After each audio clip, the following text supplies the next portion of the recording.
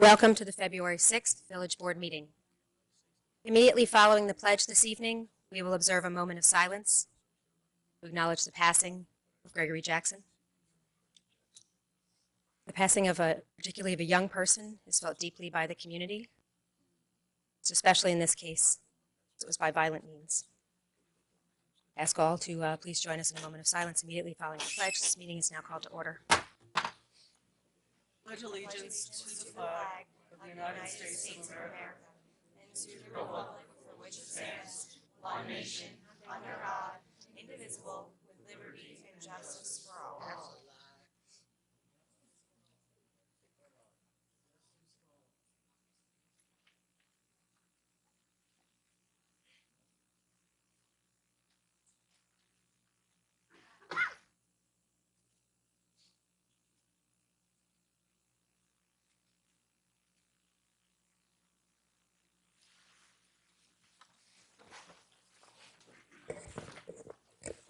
Trustee Herrera. Present. Trustee Levin. Present. Trustee Quezada. Present. Trustee Bazemore. Present. Mayor Garrity. Present. Okay, the first item on the agenda is a public hearing in the matter of a consideration of an application by Edward Baker and William Baker to amend the zoning map for property located on Croton Avenue, section block and lot 89.19-2-17 from the current MF2 zoning district to the NC2 zoning district. Is there anyone here to address the board on this matter? Good evening, Mayor and Welcome, members Mr. of the board. Stargiotti. My name is Joseph Stargiotti. I'm the attorney for the petitioners in this. You've had this packet for a couple of weeks. Tonight's a public hearing. My clients would like to have the board move a zoning line, move its lot, my client's lot, from the MF2 zone to the NC2 zone. The lot's too small for the MF zone. Nothing can be built there. We've been through a planning process already. We've already been through the zoning board and been denied to build a multifamily, which is permitted in the MF2 zone, and immediately adjacent is an NC2 zone. The lot is much better suited, I think, and my clients think, for the NC2 zone. It was originally a business, a B2 zoned property when they bought it in the 80s. In 2009, it was rezoned by the village and became an MF2. And frankly, I think it probably should have been at that time, when it was rezoned NC2. So I can go through more with you, but I can see you probably have a long night ahead of you. So if you don't want me to speak anymore, that's fine. And we stand on our petition and we ask the board to take public comment, close the public hearing tonight, and hopefully get the results that we're asking for. Thank you, Mr. Stargiotti. I just want to make sure my colleagues, we all received a letter today from Ray Sanchez from the school district expressing some of their concerns. I saw that, Mayor and members of the board. Mr. Kahan was kind enough to forward that to me from the school district, and I appreciate their concerns, and it's the same concern everywhere. I would say, though, that if they're concerned about more dwelling units being built in the village, the NC2 zone is actually preferable to the MF2 zone. The MF2 zone, if my clients can build something, would probably end up building more units, residential units, in the MF2 zone than they will in NC2. They may not even build residential units. We don't know yet what they're going to build if this petition is granted. So they didn't say they oppose the application. They didn't say they support it. They just voiced a concern. I understand their concern, but I think in the NC2 zone will be fewer residential units. Thank you, Mr. Stargiotti. I appreciate it. Is there anything more that you'd like to comment on from our staff? Nothing from staff, Mayor. I don't know if there's anyone else in the audience who. Any further comments on this? Any comments on the board? Are there any comments on the board about this? Then we have a decision to make. Do we want to hold the public hearing open, or do we want to close the public hearing? Close it. Close it. All right. Is there a motion to close the public hearing? So moved. Second. Comments on the board? All in favor? Aye. Aye. That's it. It'll be on another agenda for a decision. I'll be in touch with you and let you know when. Thank you, Stuart, and thank you, Mayor, and thank you, members of the board. Thank you.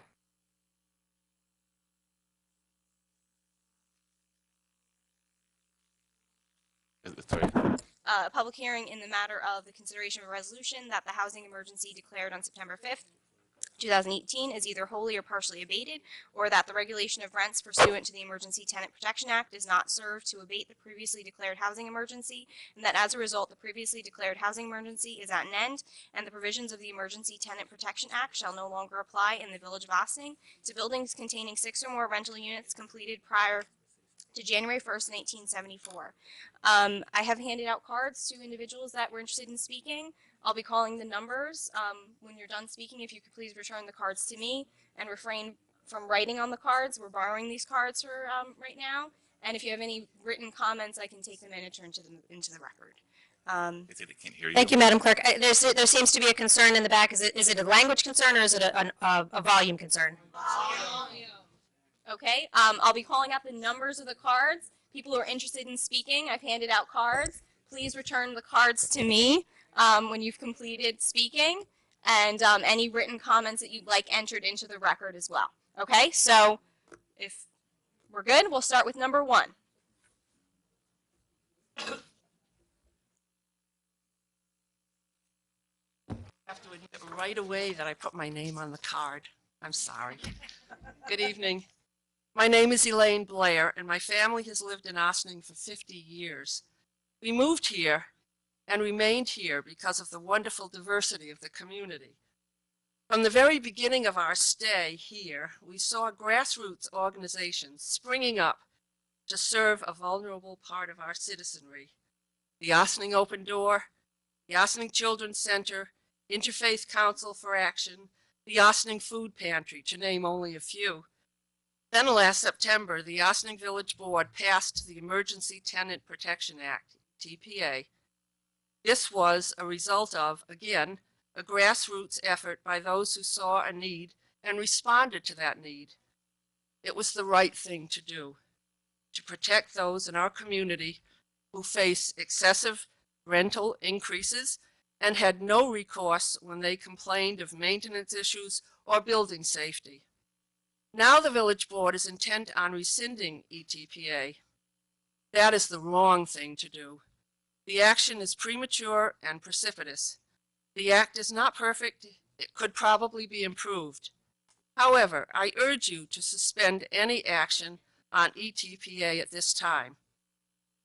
I am not alone. Even George Latimer, Westchester County Executive, has requested that you reconsider rescinding ETPA.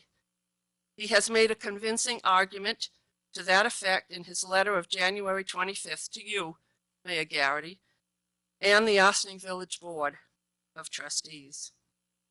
As trustees, you have a responsibility to serve all the citizens, including those who need the protection of ETPA. Thank you.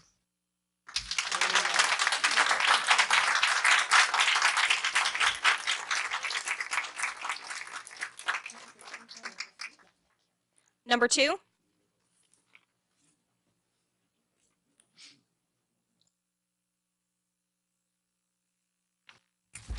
Good evening, ladies and gentlemen. I'm Mel Tansman, and I'm the Executive Director of Westchester Disabled on the Move. We're an independent living center for people with disabilities. It's non-residential, and we provide services, benefits, assistance, and advocacy for people with disabilities of all ages. I'm also a member of the county's Housing Opportunities Commission, appointed by County Executive George Latimer. Tonight, I'm here to address you on behalf of almost 3,600 seniors and people with disabilities in Ossining, as I believe they deserve a right to live in housing which is affordable, accessible, and safe. The proposal to repeal the Emergency Tenant Protection Act in the Village of Ossining would strip them of the only legal protection available to them in New York State. It would also make them ineligible for the senior or disability rent increase exemptions, which are only available in municipalities that adopt the ETPA. For tenants who are seniors and people with disabilities, the rent increase exemptions afforded under ETPA often are the last resort to avoid homelessness, and institutionalization. In my estimation, the potential loss of the SCREE and DREE benefits is reason enough not to repeal ETPA. As you can imagine, it's really difficult to live in Westchester County when you're on fixed income and you have a disability and you're aging. We know these challenges firsthand because we serve people with disabilities throughout the county. If a person's on SSI, there's a national report that says here in Westchester County, 170% of their income would be needed to afford a modest one-bedroom apartment. Westchester County, the U.S. Census shows that the village has an 11% poverty, people living below poverty level, including seniors and people with disabilities. Below poverty level means about about 1,000 a month. How are they to continue living here when their rent is more than their income? These individuals and families struggle to survive and must use any tools, including ETPA, to maintain their independence in the community and avoid unnecessarily institutionalization. In fact, many of our institutionalized seniors and people with disabilities are there because of the often unsurmountable barrier of finding housing which is both accessible and affordable. The human and financial cost to our communities and residents is far too great. Landlords without the ETPA have the right to ask for any rent the market will bear. There's no concern about the social and human costs, as it is merely a business transaction. It is the responsibility of local government to provide protections to all of its residents, regardless of income and abilities. These are our mothers, our fathers, our sisters, and our brothers. It may be us in the future as we age and acquire disabilities. We are not a burden on our communities. We enrich our communities with our diversity. We applauded the passage of the ETPA in Ossining last year, and we are dismayed that the Board of Trustees is considering its repeal. To strip seniors and people with disabilities of rent protections and the rent increase exemption programs at this time is just simply unconscionable and simply bad policy. Just quickly to end, before hastily disposing of ETPA, I ask the board to consider these issues. Just 4 Mr. issues, Townsend, may thank I? you very much. No, if you have your comments written, please submit them to the clerk. It's important that we allow everyone Okay, the same. it would have been less than 30 seconds. I thank you for your I appreciate courtesy. that. Thank you, sir.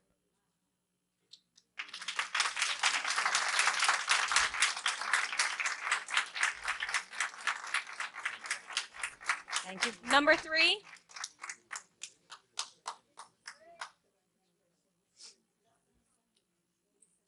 Good evening, board members, mayor.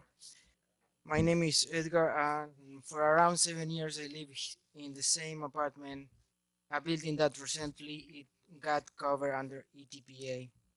I want the board to know my landlord, Milieu Management, has treated me fair with the rent increases, and the building is well maintained.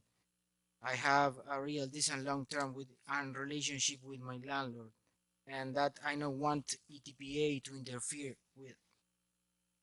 I want the board to know that as a member, I'm opposed to the ETPA in Austin, and I want to thank my landlord, Milieu Management, for being good and caring landlord. Thank you.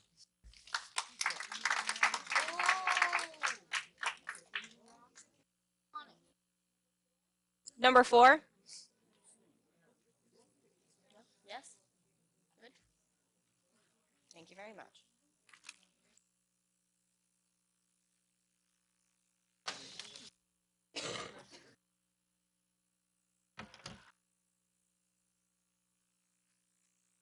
Hi, my name is Linda A. I want to make a few points in no special order. Ossining had a law that horses could not go on the sidewalk. It was repealed because it outlived its usefulness. Rent regulation, also known as ETPA, was passed 44 years ago. It began due to housing shortage following the Vietnam War. It helped our service members find affordable housing. This law has outlived its usefulness. 44 years ago it started. My parents taught me that we are all the same. We all have the same color blood. I took great exception to Trustee Bazemore's words at a recent meeting that to repeal ETPA is racist. Using the race card for this issue was, in my personal opinion, far out of line. We are a country of capitalism. We all have a right to earn money, including landlords.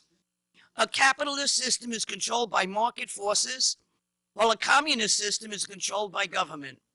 I'm a proud American, but I want government to stay out of my wallet. I live in Ossining and don't need outsiders telling my local government what is needed here in Ossining, the place I chose to be my home 34 years ago. Ossining is one of the most affordable places to live in Westchester. Can't afford Ossining? Move to Pecos, Texas, or Blackwell, Oklahoma. I don't want my government to tell me or any, excuse me, I'm trying to speak, miss. Excuse me. Please do not interrupt. I don't want my government to tell me or any Ossining landlord how much rent increase should be. If it's too high, talk to your landlord. There are a lot of, the majority are decent people. Maybe if my government didn't increase real estate taxes so much and stop their useless, sometimes useless spending, things would be easier for landlords and tenants alike. So maybe you should blame government for rent increases, not landlords. I am fully opposed to ETPA and ask my government to have the courage to do what's right by the majority of the village taxpayers who live here, and repeal ETPA. ETPA is not the solution. In California, they have rent control, rent stabilization. And back in 2018, they had what's called Proposition 10. Do you want ETPA rent control, rent stabilization to expand or go back? Well, 4,900,000 people said yes, expand it. 7,300,000 said no, don't expand it. They didn't want it. Again, I say, my name is Linda A. I live in Ossining. I own a 2-family house. ETPA does affect me because whatever the tenants are going to be saving, landlords, I'm upset about this. I don't want it. I don't want ETPA. And I think people who live in Ossining should be the ones who decide. They decided when they voted for you, Mayor Garrity, when they voted for Manny Quezada, and when they voted for Rika Levin. Thank you. Number 5.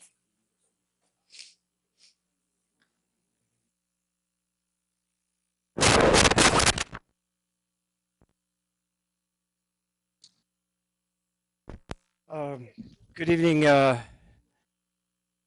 Madam Mayor and members of the Ossining Board. My name is Miguel Hernandez, and I am a 37-year resident of Ossining. And I am a homeowner, and obviously a taxpayer. I also had the pleasure of, during all that time that I've been here, to serve on many, many boards and lend service as far as I could to the village of Ossining. I read with much interest your letter this morning, Madam Mayor, in which you explained your support for the repeal of the ETPA. To my ears, it sounded a lot like President Trump's repeal and replace of Obama's health care. And I am quite chagrined, frankly, that our Democratic Party here in Ossining has been silent in opposing this. The party of Franklin D. Roosevelt, of John F. Kennedy, of Bill Clinton, of Jimmy Carter, and I could go on and on.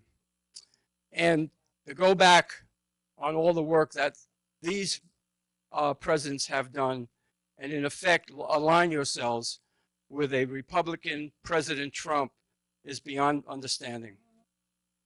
Anyway, you spoke a lot in your piece about demand and supply of housing. Well, demand and supply is a myth. It holds that when supply is low and demand is high, then the so-called free market kicks in, and magically the amount of properties on the market will increase by default because more landlords and investors and others will be attracted to the market due to a greater return on investment. There is an assumption that the rents will rise, and tenants hope that the developers will build higher quality rental housing, and landlords will continually improve and maintain their existing rental properties to a high standard that justifies a higher rent. However, when was the last time your landlord came to you and said, "Can I replace your bathroom? Can I replace your kitchen appliances?" B, they haven't been changed for years. Or is you getting adequate heating in your apartment? You know in your real world that this doesn't happen. Most tenants will hardly ever contact their landlord or the authorities until the boiler dies or the roof leaks or the stove stops working. Why?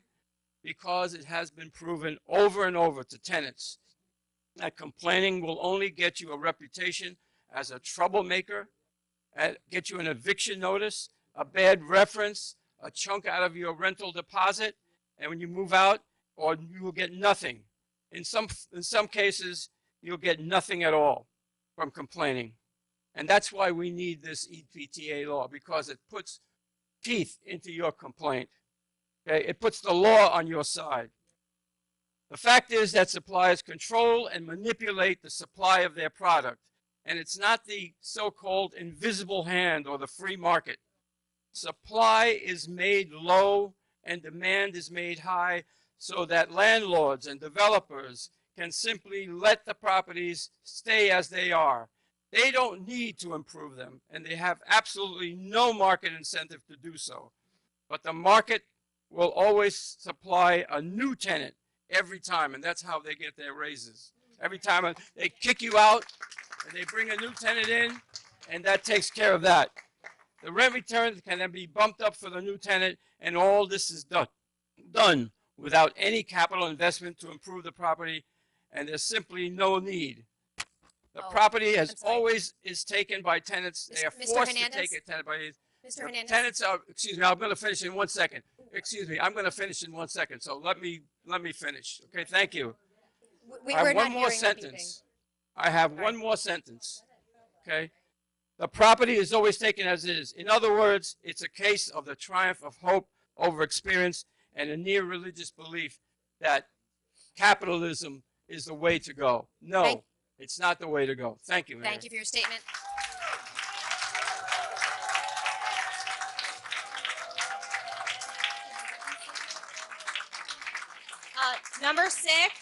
Number six. As the next speaker comes up, I'll just remind folks that we're having a little trouble. We have a new timer, so we're not always hearing it, but we're trying to make sure that everybody keeps to the same 4-minute limit. That allows everybody a fair opportunity to speak, and nobody should go over. And it would also be helpful if folks don't interrupt. Just please listen to each other. Welcome. I'm David Schwartz, and I'm Vice Chair of the Westchester Putnam Working Families Party, and I rise to speak tonight to urge the board not to repeal ETPA for the Village of Ossining. Repeal would be striking a blow at the essential character of this community, a multiracial, mixed-income village, which, among other reasons, is one of our jewels for those characteristics. It's unthinkable that you would consider repeal of ETPA. Madam Mayor, you yourself said at a public hearing early in the discussion that you had spoken to leaders of many municipalities who have ETPA for years and that it has never presented any problems and rather has helped their communities. We cannot imagine why you would now strike out at the enlightened legislation you passed just a few months ago, and I can only surmise that self-interest is at play here. One of you is a landlord himself with all that suggests about conflict of interest. And Mayor Garrity, your financial filings show that more than 30% of your 2018 campaign contributions came from out-of-town real estate interests, including including $1,000 from Melio Management, a company which retaliated by evicting an Ossining resident who advocated for ETPA. Mayor Garrity, you have said that you want a solution that benefits everyone. Remember, you were elected as Democrats, all of you, as Democrats, by the people and not by the developers. Do not let self-interest trump, and yes, I use that word trump purposely, do not let self-interest trump achieving fairness in this community, including for our most vulnerable citizens. We have seen what that has done to our nation. Let it not happen here in Ossining. Thank you.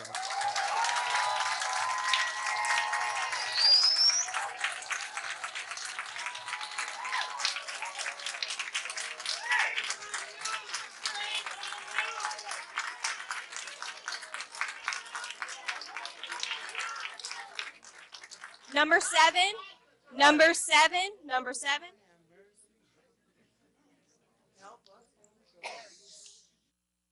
Hello, Welcome. I'm Julie Gross.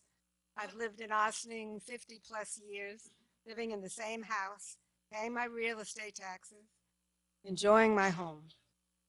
I've taught at Ossining High School for 20 plus years, enjoyed the kids, still do when I have a chance to get around and see some of the guys now. I have always been so proud of our nurturing and diverse community as it has evolved through the years. Always so proud. Tonight, I need to speak up because I believe our village may be turning its head for just a moment from where it should be, away from what is right. What happened between September of last year, and I was here, when the ETPA housing protection was passed by this village, and today, only 5 months later, when this board is considering appeal. What happened in those 5 months? What pressures have you had? Any particular now? And particularly now, why consider a repeal when our county executive, George Latimer, with the support of the New York State Legislature, asks us to wait, just wait, before we take a vote to repeal? So why not? If the ETPA is repealed, no, this is better. What also concerns me, aside from the practical, is where are our values? Where is our concern for the persons, families, our neighbors who can only live here under rent control? Should they move away, take their children out of our schools, perhaps be homeless? Look at our country and our world. Is this an example that we want to follow? Does all this sound too familiar today? If the ETPA is repealed, 1,200 families will not have their right to a 1 or 2 year lease renewal, and regulated rent increases will not exist. Seniors and peoples with disabilities living in ETPA buildings will lose their ability to apply for rent control. This is not who we are. This is not even close to the way I've seen Ossining for over 50 years. We've managed to go through our hard times and come out better. Let's do the same. Thank you. Thank you, Ms. Gross.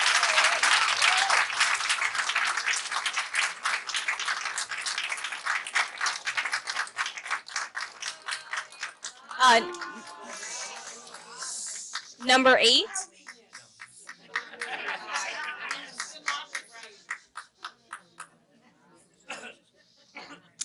Good evening, Mayor and board members. My name is Catherine Borgia. I'm the county legislator representing the Ossining community. I've owned my home here in Ossining since 1991.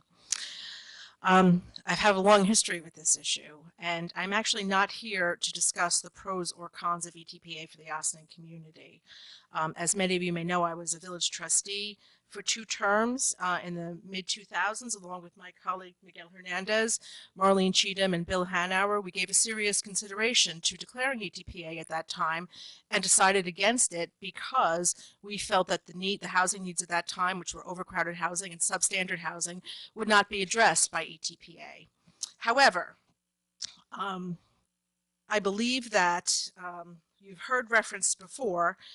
We are in a different time and we are in a different place right now. Ossining is part of the larger Westchester County community and is also part of New York State, where there's a great deal of consideration being given to housing issues.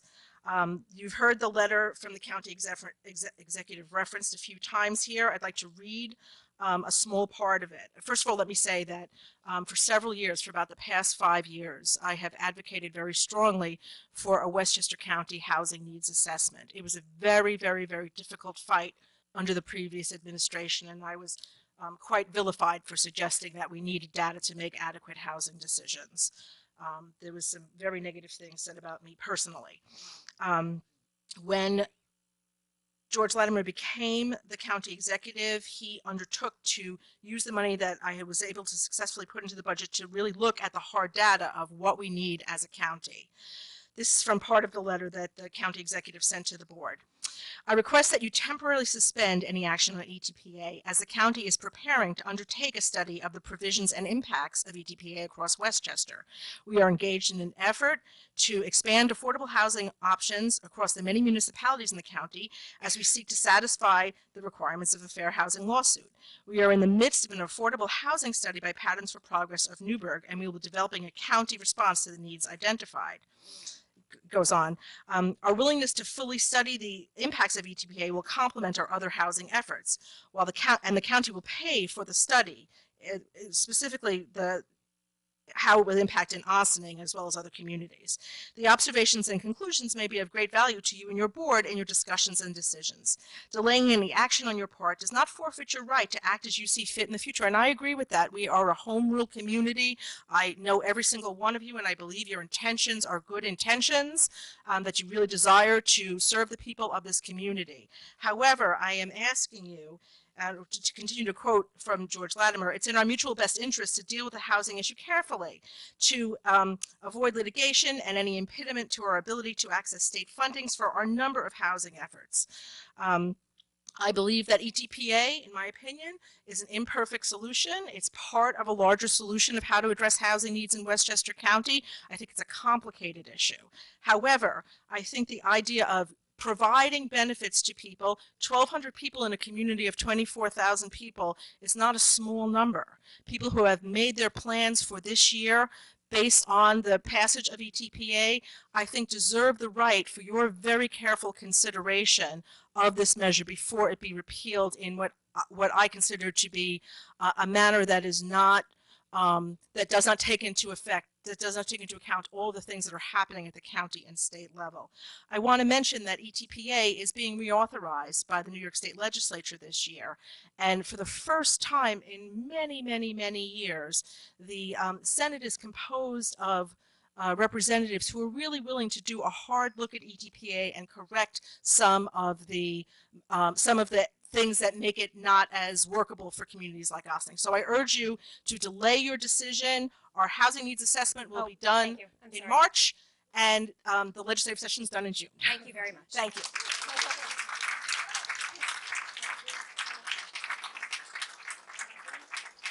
Okay, Madam Clerk, just hold on one moment. Just hold on one moment. My mic must not be on. I want to thank you for coming tonight. You know most of the people in this room. You know everybody sitting here. You've sat in this chair. I don't want to get into a discussion. It's not fair to have a discussion with you. We're not going to do that, and you know that. I just want to make a point of clarification when you read the letter. So a number of times the word legal and legal action, I want to be very clear that in all of that, the village of Ossining is not involved in legal action. Not the village of Ossining. Well, am I correct, Stuart?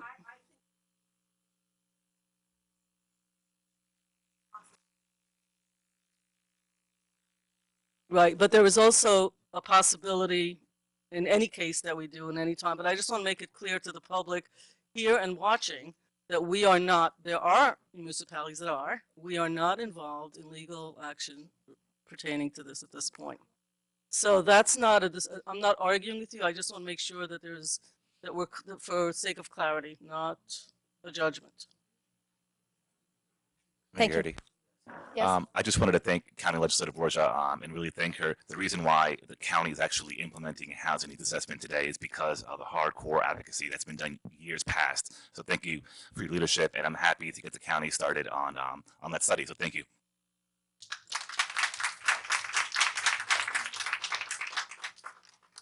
Okay, Welcome. number 9. I'm going to take a deep breath. I'm happy to be here. My name is Jean Walsh, and I am here to speak against the repeal of ETPA. And before I do that, I want to thank all of our trustees. I want to thank our mayor.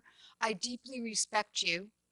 I believe that you do tremendous work for our community. I disagree at times, but I can only imagine the hours of sweat that you put in. So I just want you to know that I deeply respect you. I've lived here since 2001. I've been a renter here. And since 2015, I've also been a homeowner, and I hope to become a senior here at some point. I'm ordained clergy of the United Church of Christ, and my work is as a chaplain in New York Presbyterian Hospital, and I mainly work with dying people. And what my work is about is talking with them about what's most important and what values guide their life. And for me, one of the most important values that I want to guide my life and that I want the community to be guided with is how we care for people of low income. And I believe that repealing ETPA would be a step in the total wrong direction. I grew up in a rent control department in New York City with my mom, who was a single working mom, and with my grandma. If we had not had rent control, we would not have had safe housing. Every religious tradition, Christian, Muslim, Jewish, Buddhist, Quaker, calls out to care for those of less economic benefit in our midst. And I feel that our community has done that, has demonstrated that, and I feel that to repeal these protections for tenants would be totally immoral. And so I hope that you will join with me to grant those protections. Thank you. Thank you, Ms. Walsh.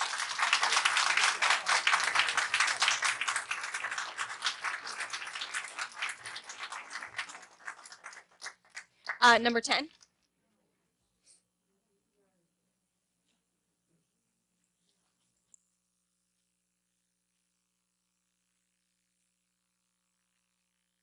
Good evening, Mary Garrity and the trustees, all of you, and everybody who's here this evening.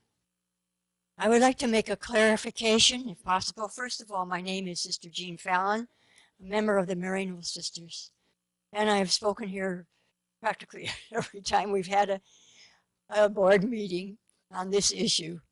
So I'm here again, and I'd like to make a clarification, and that is, we're talking here this evening about low-income housing, not affordable housing. There's a difference. And especially now, affordable housing, low-income folks cannot afford affordable housing. The tenants we are representing then are low-income citizens. And tonight, we were a bit noisy, as a matter of fact, not a little bit, but big noisy, because the low-income people are never seen. They very rarely have a chance to have their voice heard. So here we are. And the noise is not meant to be rude, but it is meaning to say we represent a people who have no voice.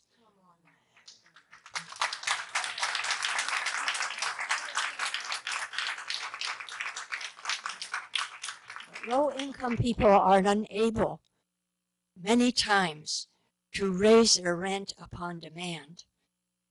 I think the reason why they can't, we have to look at, and that is many of them work for unjust wages that does not support a rental raise. So they have no protection, and the very small protection that, and the small group that we are asked to protect are people of this group, low-income citizens. They're part of us. and they need our particular care at this time. Sometimes they're able to get a wage that lifts them out of their situation, and they're able to make a raise in rent. But rather than do that, they would probably move into a better place, a better home. So when we look at the people whom we are speaking about tonight, we're thinking of not individuals who are lazy, but families where husbands and wives work, and then even then it's not enough to support their children and their family, and they want to live in this place as long as they can because they feel as citizens Ossining is a wonderful place to live.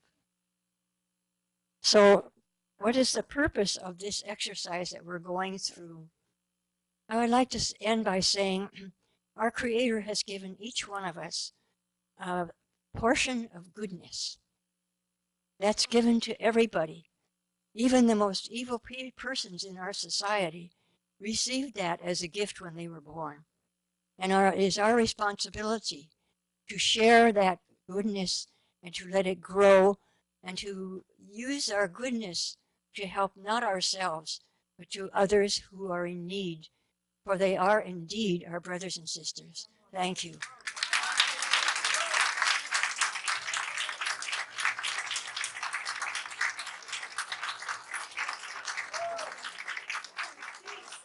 Number 11. Good evening, all. My name is Tamara Stewart, and I reside at 30 Park Avenue in Mount Vernon. I am here this evening in my capacity as a tenant representative on the Westchester Rent Guidelines Board, which governs the administration of ETPA in Westchester. The adoption of ETPA on September 5th was a triumph for renters in Ossining, and it lit a beacon of hope for struggling tenants throughout New York State. As the first major expansion of ETPA since 1981, Ossining's decision marked your community as one that values its history of diversity, a community that is willing to take reasonable steps to protect vulnerable tenants, seniors, and the disabled, while preserving affordable housing. Ossining's protective stance and leadership on this important statewide issue is in keeping with the progressive Democratic, capital D, wave that took complete control of our state government in November.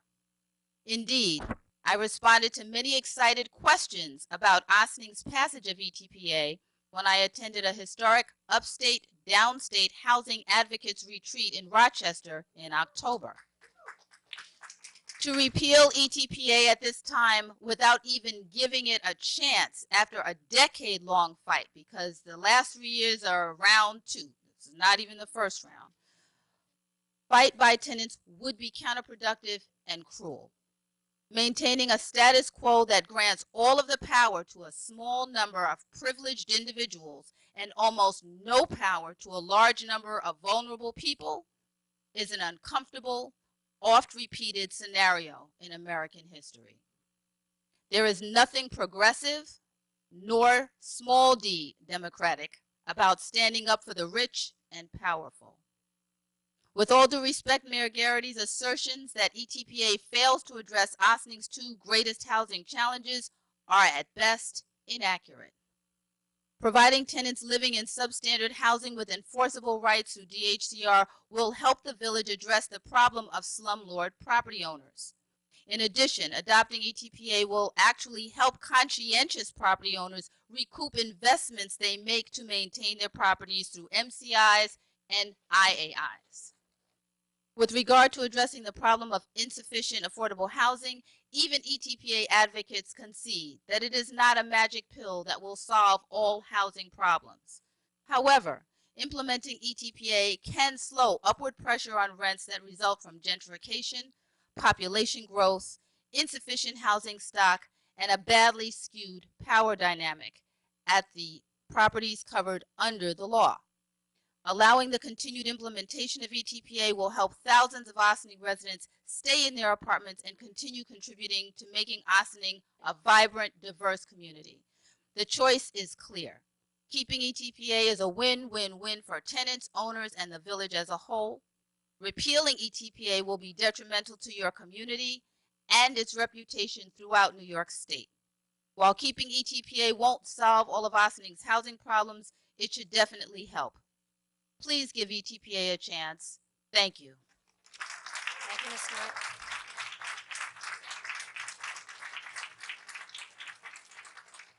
Number 12. Number 12.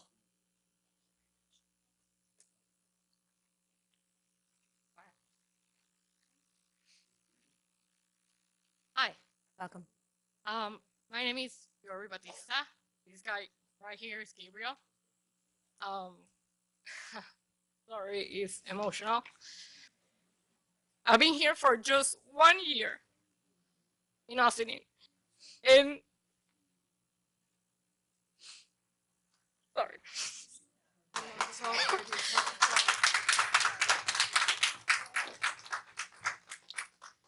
After a very, very big change on our life and me becoming a single mom, Austin gave me the opportunity to come here and open the doors for us. This ETPA is a very important key for us to stay here because I want to become Mrs. Lane that already left. I want to be here until I have 50 years living in Austin. I do like the people here. I do like the diversity. I do like the school district. I do like the fact that we can make new friends and our neighbors can be my new family. And I would like for you to tell me, when was the last time that you read that phrase that you have right behind you? Because I'm not, and I will say this, with all the respect, I'm not a religious person. I do not follow any specific religion, but I'm a person, I'm a woman with faith.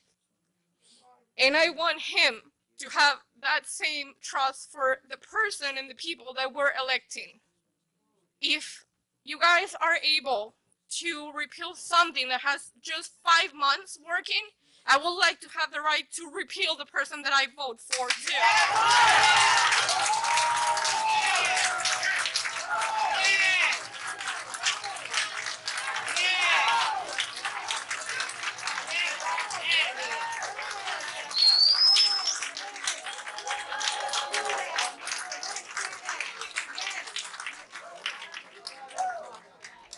Number 13. Number 13. Yes. Yes. Oh, God. I miss somebody. That was a mouthful right there. Damn it. Good for you. Good evening, Mayor Garrity, trustees, and everyone else. Hi, my name is Sheila Vereen Massengale. I am a leader with Community Voices Heard and an Ossining resident and a member of Star Bethlehem Church.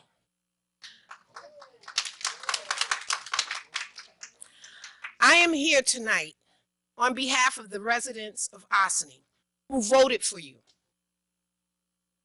who believed that you had their best interests at heart.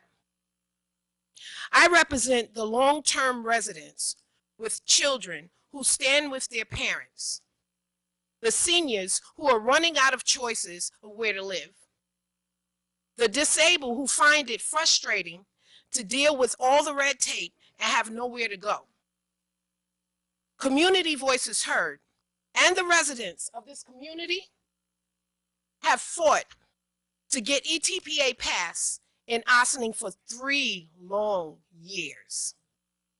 And then on September 5th, 2018, it was passed.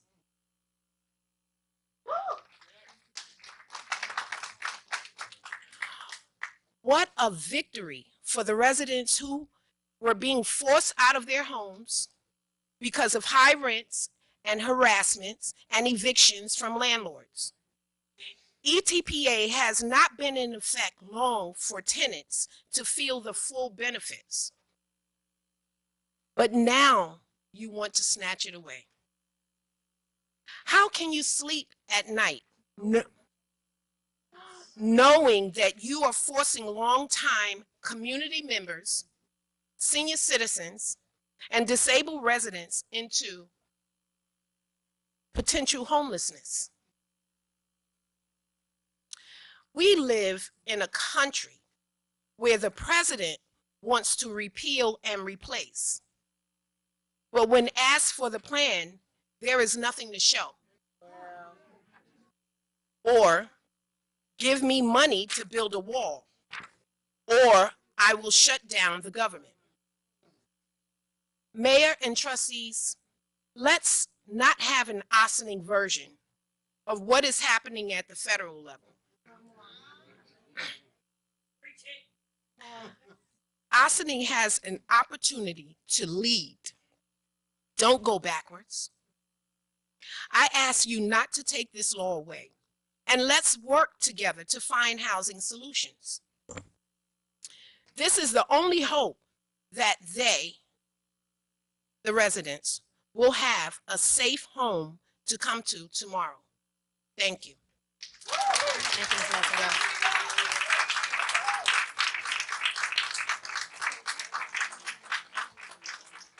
Number 14.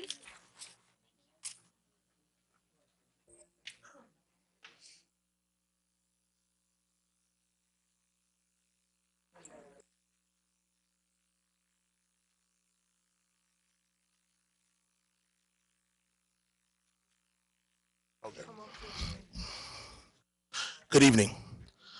Proverbs 31:8-9 says, "Speak for those who cannot speak for themselves, for the rights of all who are destitute. Speak and judge fairly. Defend the rights of the poor and the needy." My name is Pastor Sean Jones. I have the pleasure of serving as a pastor of Star at Bethlehem Baptist Church and a member of CBH. And I'm disappointed, Mayor Garrity and yourself and Trustee Levin and Trustee Quezada, for your recent actions to repeal the Emergency Tenant Protection Act. I'm further disappointed by the leadership of our mayor by giving out misinformation that has spread about ETPA in her recent newsletter. I'd like to share with you a few counterpoints for the fake news that Mayor Garrity has generated around ETPA. Madam Mayor, you have said in your newsletter that ETPA undermines progress on our two greatest housing challenges, substandard housing and not enough affordable housing. Well, the 2017 Ossining Housing Needs Study that Mayor Garrity, you championed, directly contradicts those assertions. When it comes to affordability, according to the study, ETPA could ensure long-term affordability for current residents at a dramatically greater scale than what could be provided by inclusionary zoning, a program whose effectiveness is limited to the increased supply of new housing units.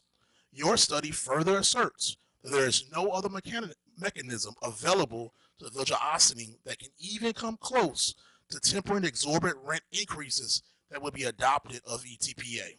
You claim that ETPA will undermine the progress of substandard housing when the study you championed and we paid for claims the opposite.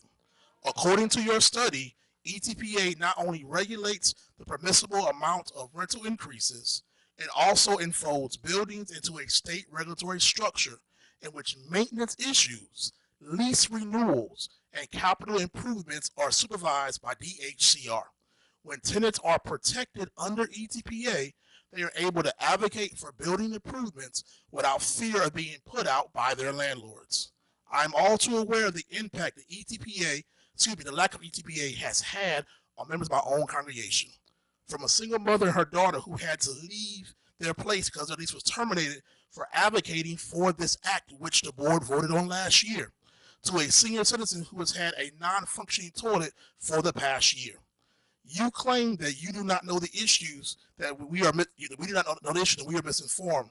But I'm here to tell you that all these people who are here today, including myself, have lived these issues. We have done our own research. We know that ETPA is not a solution to all of Ossining's problems, but there is no policy that either you can create or has already been created that can fix it all.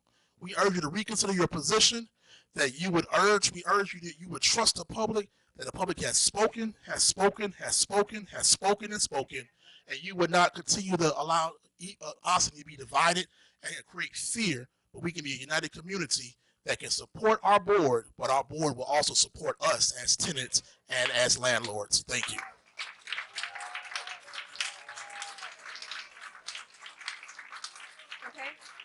Sir, we. In case we have the gentleman at the front speak, he was actually number 14, so okay, make sure. Yeah, thank you. I don't know if I'm going to be able to top what he just did because he did a great job.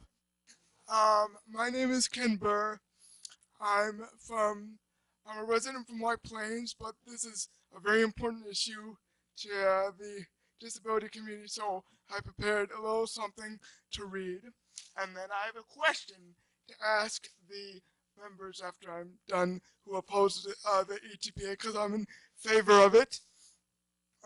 But anyway, so rent stabilization and the protection against rent increases are a necessity for people who are low income, including senior citizens and people with disabilities. Speaking as a person with a disability, I can add that we have many additional expenses that impact our income and ability to live independently. We have higher medical expenses, often need to pay for personal care attendants. I do, and for special equipment.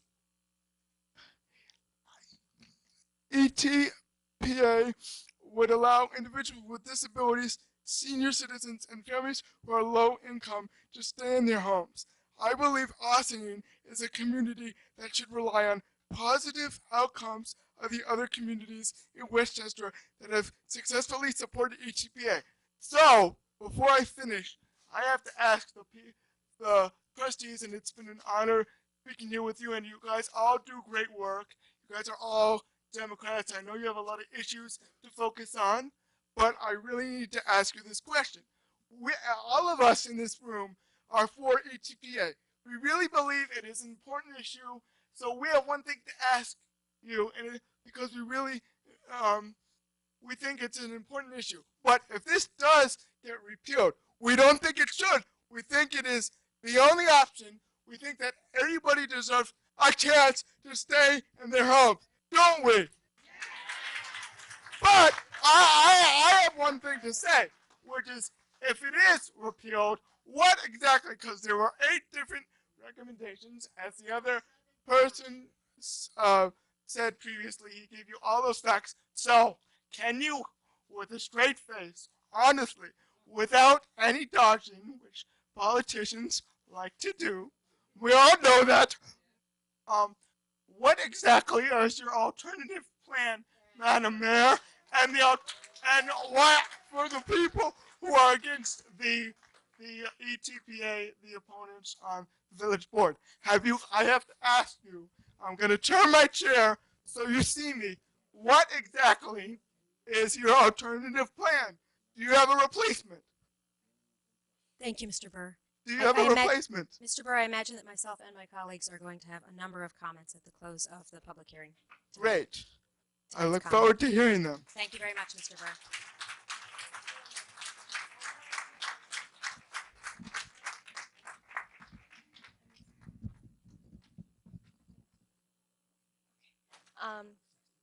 Is there number 15 out there? Okay, so we're moving to number 16, I believe. Okay, thank you.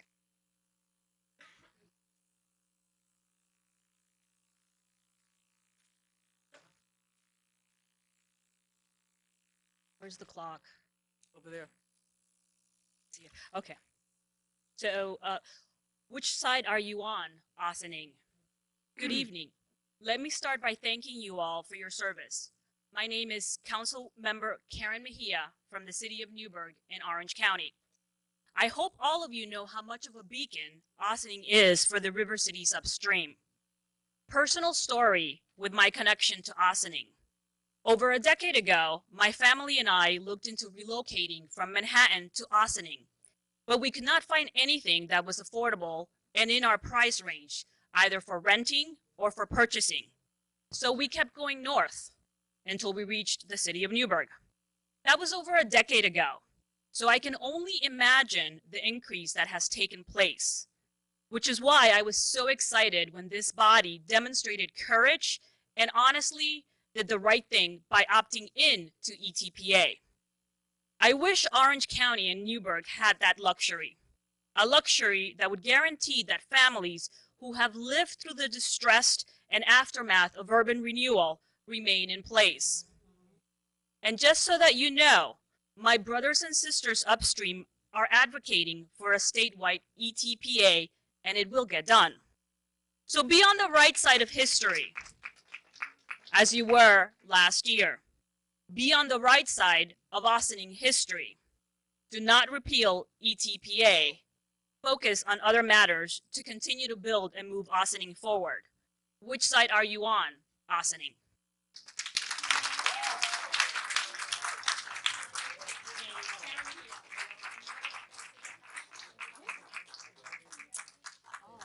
Number 17.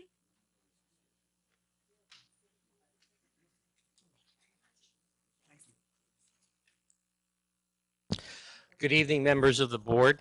My name is John Perillo. I'm a resident of Ossining, born and raised for the past 67 years. I'm not here to talk about pros and cons of ETPA. As I stated before, there is compromise. And in my business world of the past 50 years, compromise is when everybody walks away a little unhappy. Now, I'm very familiar with the history of ETPA. Various boards, Republicans and Democrats, have talked about this since my recollection is in the mid-70s. So this is not a Republican or Democratic issue. This is an issue that is sensitive, has meaning to it, and it's a hard issue to resolve. So what I think that should be done for at least a year, as I stated before, is strengthen your tenant advisory board and have good people, not political hacks, people that know the problems on both sides, to try and get all of the complaints that people have and try to resolve it. It worked very well when I was mayor. And for the people that don't know me, I've been privileged to be mayor, village trustee, and in the Ossining School Board. There was mention about substandard housing. There is no reason to have substandard housing in all these complaints that I hear, whether they're true or false. If we strengthen our building department, we could call these people in. As far as the ETPA, we know all of the buildings and the property owners that fall under that ETPA, 6 units or more. I would have a meeting with all of the property owners or their representatives and tell them your wishes and how you think that what will happen if they don't comply. Now, I know that most of the people I know that own property are very good landlords. Let me tell you that in my world, they're very good landlords. I'm not saying that there are bad people. I'm sure there are. But that could all be addressed. So I would say give it a good year of building and strengthening your tenant advisory board, landlord advisory board, and see how that goes. You know, could be a lot of potential. There are large tracts of land that could be potential developed in Ossining. You need to speak to some of those people and see how would that affect long-term if ETPA was instituted in the village of Ossining. How would that, how would they feel about potential development? Would it be a good thing? Would it be a bad thing? So, I mean, whether you like Harbor Square or not, would Martin Ginsburg spend and develop Harbor Square under ETPA? I don't know that question. These are the questions long term.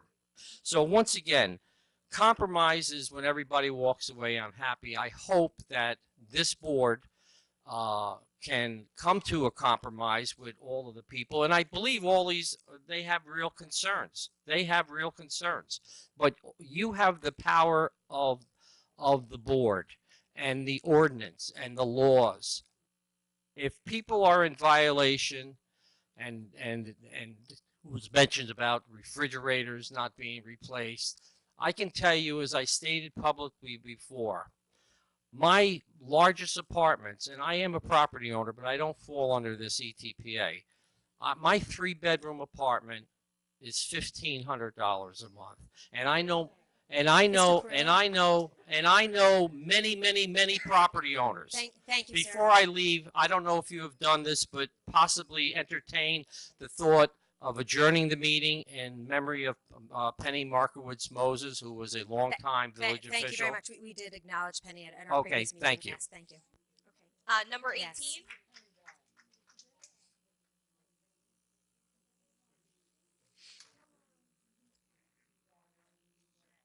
Good evening. Good evening. Good evening. My name's Eric Schatz. I grew up on Hamilton Avenue in Ossining. I still live there.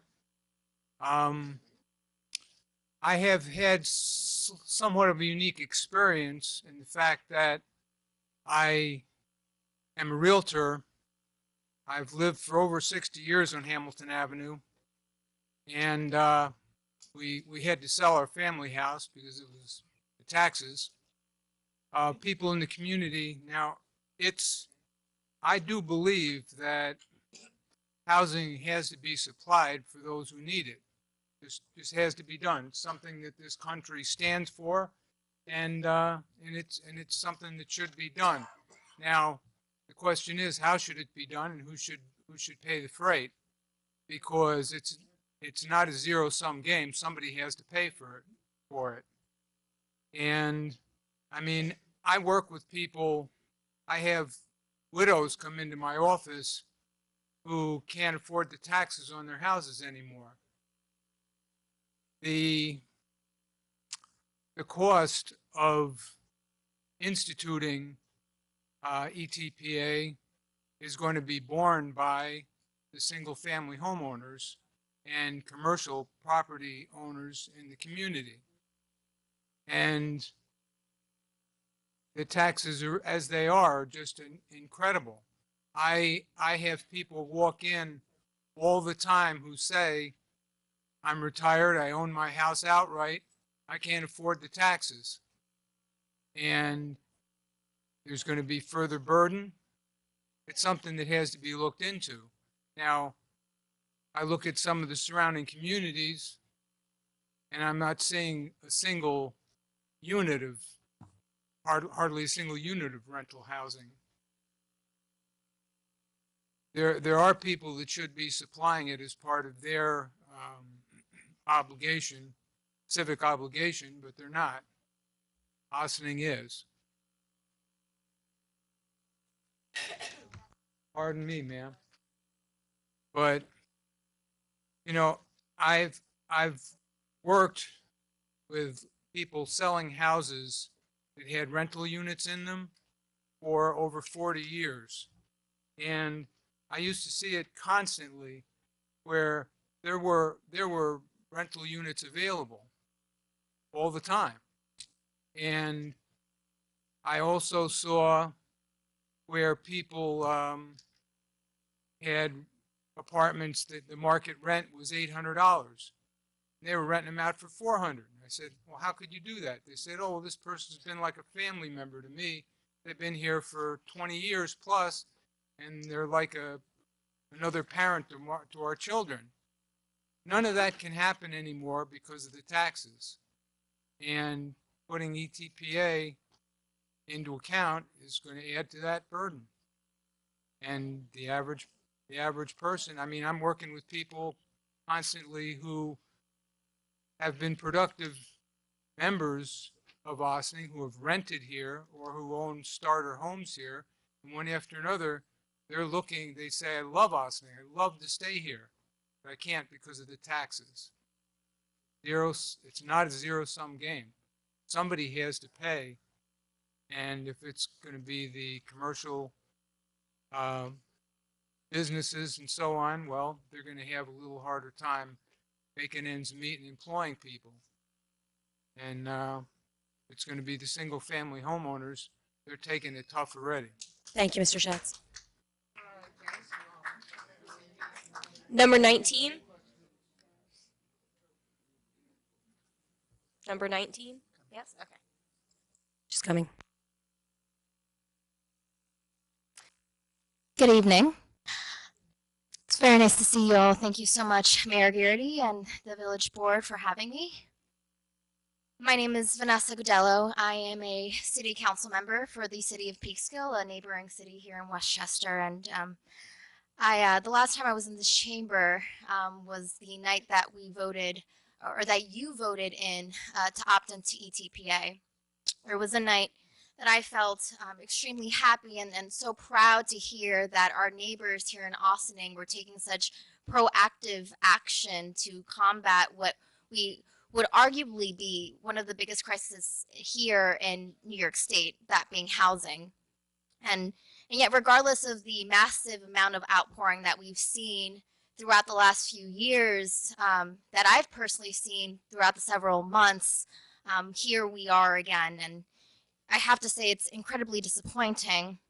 I find it to be extremely irresponsible that only after 5 months of implementing this policy that you are seeking to repeal legislation that could protect close to 2,000 residents here in Ossining. It's without even observing or waiting to observe the negative effects that you so claim will be taken if this legislation stays in place. To claim that this legislation is detrimental to this community without waiting to see the effects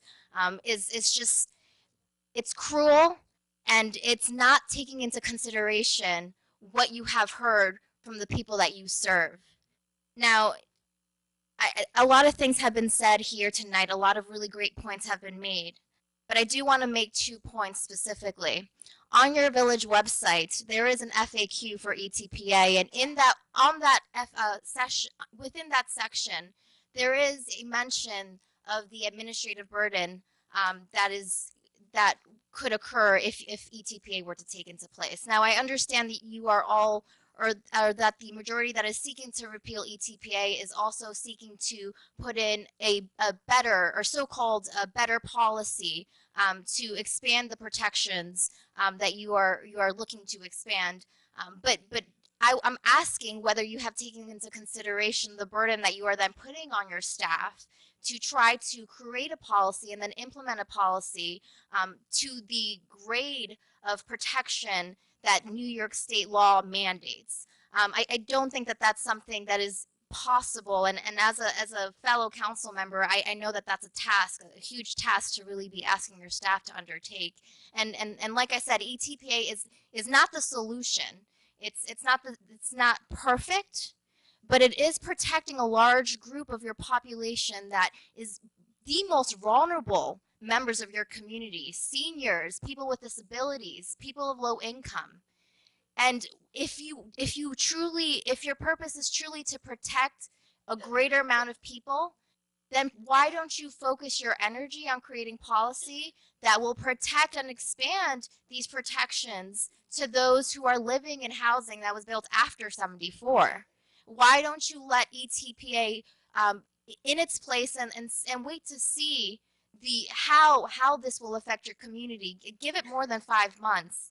We've heard from our county legislator, from our county exec, and to say that the problem is rent control and not substandard housing, which is something that I've heard been said before. I just want to point out that the only reason why people live in substandard housing is because they have no other choice to live anywhere else. And that's an extremely important point that I think needs to be made. Thank you. So thank you very much, and I urge you all to not repeal ETPA. Thank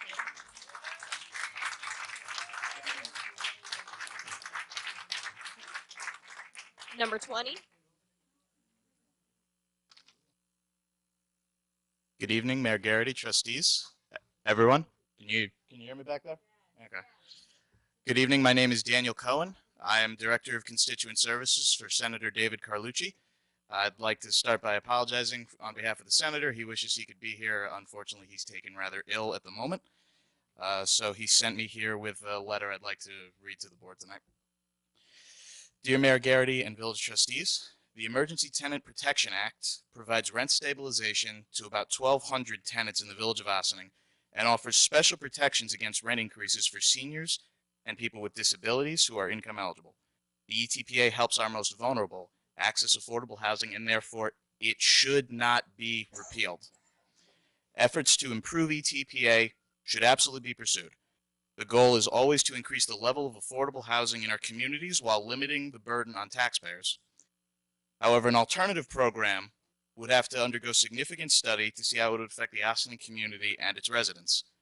Westchester County will be completing a study of the provisions and impacts of ETPA across the county, and it would be advantageous to see the results of the study before any action on a repeal and replace approach is taken. There are currently over 250,000 homeless people statewide in New York. The largest population are school-aged children. The New York State Senate is committed to helping fix this problem and recognizes the importance of extending the rent regulation laws for New Yorkers to stay in their homes. As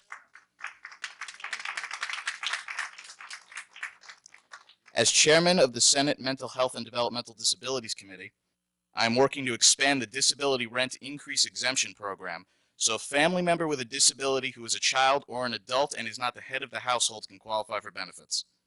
I also support a state-funded long-term rent supplement program known as Home Stability Support for families and individuals who are eligible for public assistance benefits and who are facing eviction, homelessness, or loss of housing due to domestic violence or other hazardous living conditions. Our mutual goal is to ensure that people are not left homeless. And again, this is why I support the Emergency Tenant Protection Act. Thank you very much.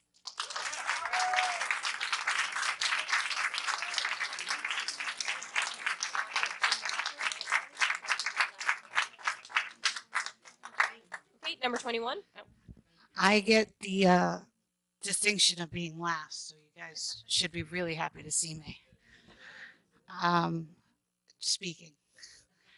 So my name is Kim Jeffrey, and I am a former town council person for the town of Ossining, and I am a former employee of the state senate and the senator who just read the letter. And I want to say for the record that I am not a landlord, nor am I a renter in apartments, so I do not directly, am not directly affected by either implementation or the possibility, sadly, of repeal. I want to just be the person who kind of looks to certain things that were said. I think some people said already with respect to the mayor's post that you said that the way is to improve housing conditions and affordability is to look at the housing needs assessment. And I think that the pastor from Star Bethlehem already read the portion of the housing needs assessment that speaks directly to the ability of ETPA to function in a way that no other part of your strategy and your housing assessment can do in a full sweep. I'm not going to reread it. I guess my question also as a former town council person is, what of the other 7 strategies, a few of them which go to specifically affordability, are you able to actually implement in any short amount of time? One of those strategies is the comprehensive plan. It takes time and money to upgrade or change a comprehensive plan. Another one is to look at tax incentives for developers. That sounds like pilots for residentials. When we talk about the taxpayers, we are the ones who actually end up paying for the subsidy for developers to pay under pilots. None of those things, none of the other 7 things are quickly going to provide you with affordable housing specifically. I don't know that you're going to go and pass a 2060 AMI or a 25-40% AMI, nor do I know how many apartments that's actually going to get you. But the issue is that ETPA isn't about affordable housing per se. There's been a lot of spin about this. ETPA is strictly to do a couple of things. One is to level the playing field. Landlords have all the power, renters don't. Does it level everybody's playing field? No, but it does level a lot of people's playing fields. When we talk about substandard housing, does it cover everybody's substandard housing? No. But what it would do is cover a whole bunch of people so that your building department, which is not necessarily doing the job right now, might be able to go into some of those apartments that are the 1 and the 2 bedrooms that this doesn't cover, or the 3 bedrooms, and actually do a job for you while this is working its magic on another way.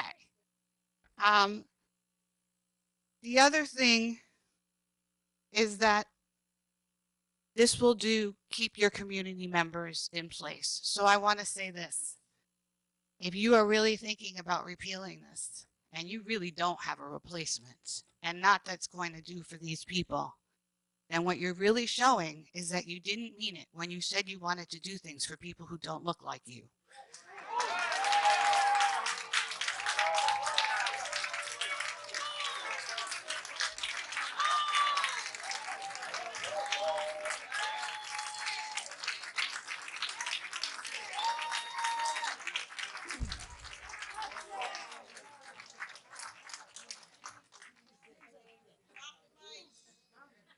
Is there anybody else? Are there others who would like to speak?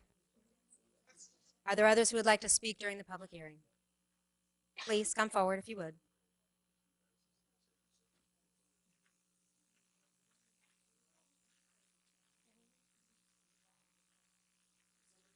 I believe there's a woman coming up right now.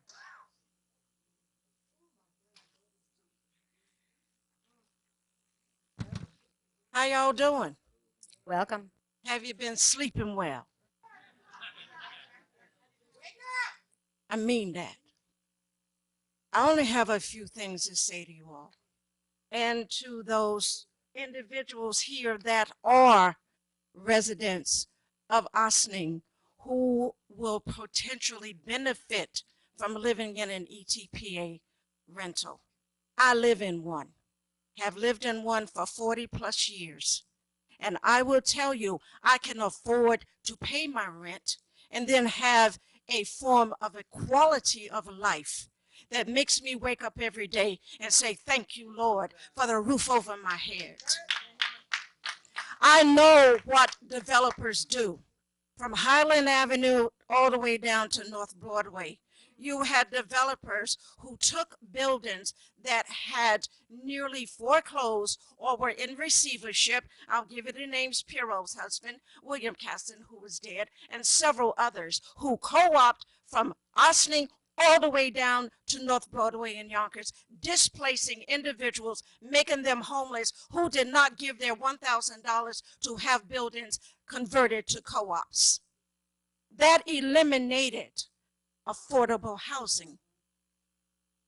We came under ETPA because we fought and we organized and we said, not here, not here.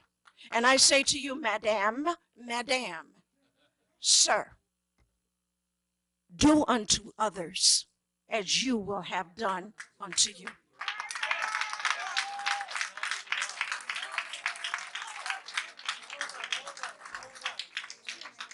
What? My bad. I'm Reverend Emma Lofton Woods. Y'all know that. Yes, we do. Former tenant representative on the Westchester County Rent Guidelines Board. I did a good job. Thank you. Thank you.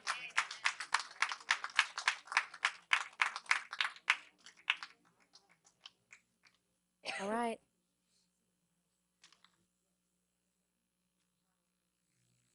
Is there anyone else who would like to speak tonight? Welcome. Good evening. My name is Patrick Welsh. I'm chair of the Westchester Putnam Working Families Party. I live in New Rochelle, so you're probably wondering why I'm here. Matter of fact, as New Rochelle has ETPAs, does many other communities in the county. I live in rent-stabilized apartment. I sign a lease every 2 years. My rent goes up with what the Rent Stabilization Board says, and I'm a very happy person. I live in a very nice building. They keep it really nice. And as of this right now, there's at least 5 buildings going up in New Rochelle that are going to be 26 stories high, luxury apartments. And of those 5, all have 10% affordable housing imposed on them by the city of New Rochelle. and a sixth 26-story building is going up that is all affordable housing. I just want to let you know that there's nothing to be afraid of. The developers are going to come anyway. They're going to enjoy coming here because you have a beautiful view of the Hudson River, which I envy, right? Even though I can see the sound from my window. But the fact of the matter is, there's nothing to worry about here. The developers are going to come if you do the right thing, right? Because this is a beautiful town, they're a beautiful village, and everything's going to be fine. And now those developers in New Rochelle are coming, five 26-story buildings that are luxury housing, and I ain't going anywhere because they can't run me out. I'm under ETPA.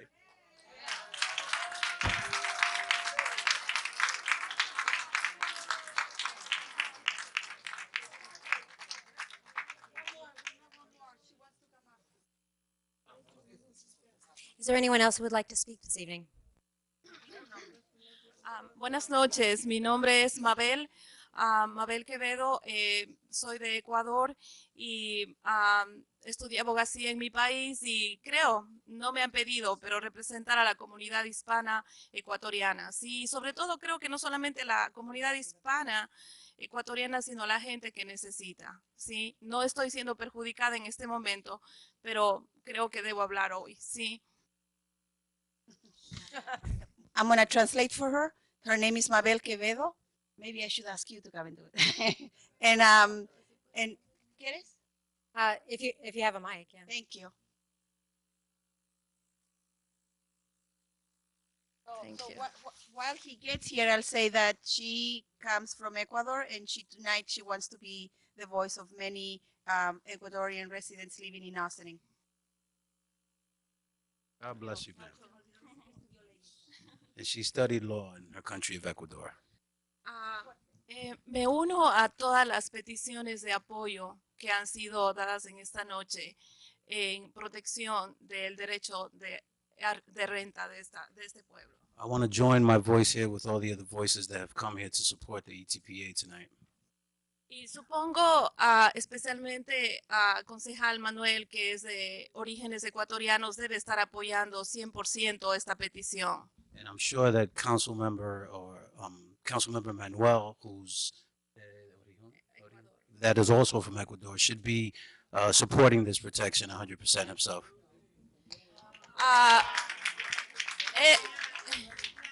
Es bueno no olvidar los orígenes de donde venimos. Es bueno no olvidar. It's good that we don't forget where we come from. Trabajé 20 años para el gobierno de mi país en la Procuraduría General del Estado por 20 años. I worked for the Attorney General of my country for 20 years. Reclamo lo justo, lo real y lo que beneficia a la parte común, y entiendo lo que es política. And I understand what politics is all about, and I'm just here claiming what's right and what's just and fair for all. Política es el arte de gobernar y de servir al pueblo y a la comunidad, no a pocos intereses. Politics should be not for special interests, but for what's best for the majority in the community.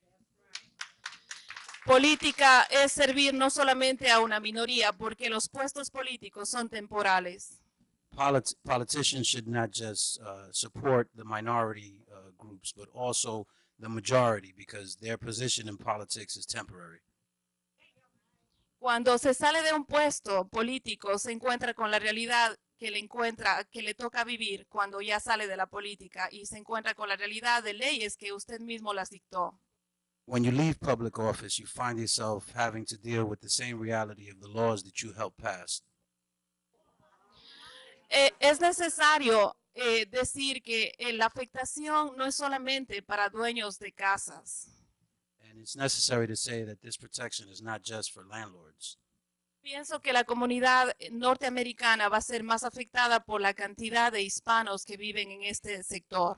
I think that the North American community is going to be affected by the number of Hispanics that are living in this section. En muchos sentidos, no solamente por los dueños de vivienda, sino por la gente que sirve en esta comunidad. Not just because of the landlords, but for the people that serve the community. Existen extremos beneficios para la comunidad norteamericana por el servicio. Yo hablo solamente de la comunidad ecuatoriana que da servicios de construcción, de limpiezas de casas, de cuidado de niños, de cuidado de ancianos a precios extremadamente bajos. I can speak on behalf of the Ecuadorian community that I know serve the groups that are in power. We provide construction work, agricultural work. We care for your children at a very low cost. El subir tasas de intereses de rentas para la comunidad va a hacer que la comunidad desaparezca de esta zona.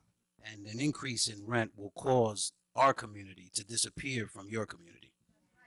Y van a tener que buscar gente que a pagar mucho más de lo que están pagando. Y no solamente en casas, de limpiezas de casas, de construcción, a precios que un norteamericano cobra.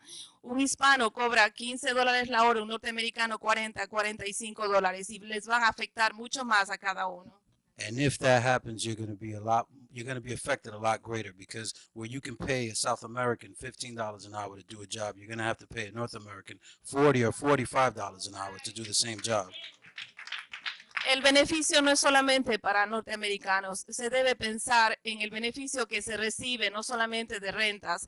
Si la gente ecuatoriana ve que hay rentas muy altas, impuestos muy altos, va a buscar dónde irse y va a beneficiar a otra comunidad que no sea esta y puedan ahorrar norteamericanos más dinero. So you should consider that when you consider this protection, because if the Ecuadorian community sees that they can't afford to pay the rent here, they'll find another community to serve, and then you'll have to pay more money for the services that you receive from them. Se debe pensar en todo, no solamente en rentas, en viviendas, y creo que como comunidad ecuatoriana, la comunidad ecuatoriana trabaja, paga impuestos, por eso está aquí. Y no solamente eso, e incluso a este pueblo lo beneficia por el solo hecho de no ser legales, los impuestos que genera este Estado de impuestos de no tener licencia de manejo, no ser legales acá, están generando ingresos múltiples, hasta por ser ilegales. And so the benefits that you receive from having this community here, that in many cases is undocumented, is tenfold, because we're paying taxes, we're contributing, but we're not getting the benefits. We don't have licenses. We don't benefit from other services that we should as taxpayers. Son ingresos menores que van a llegar a este pueblo si es que existe esa ley a favor de subsidiar lo que es rentas. And so if you eliminate this protection, you're going to end up subsidizing a lot of the other services that you don't have to do so now. Apoyo totalmente. Y como dijo una señora, es bueno poner esa frase que está detrás. En Dios siempre digo la verdad. Y la verdad da bendición porque todo es temporal. And like a lady said before me, it's important that we pay attention to the phrase that's behind you. In God we trust. Thank you very much. Thank you.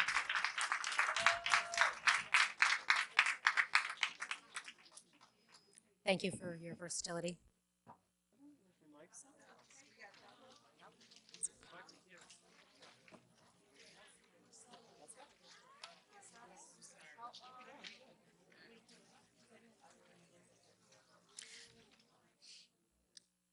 Is there anyone else who would like to speak this evening on this in this public hearing?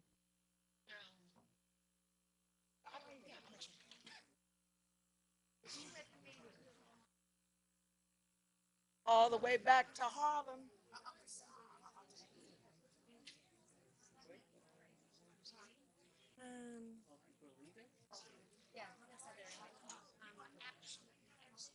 People want to need a break for 5 minutes? I mean, while they're all leaving? We're going to take a 5-minute recess, and then we'll come back and continue with our meeting. What?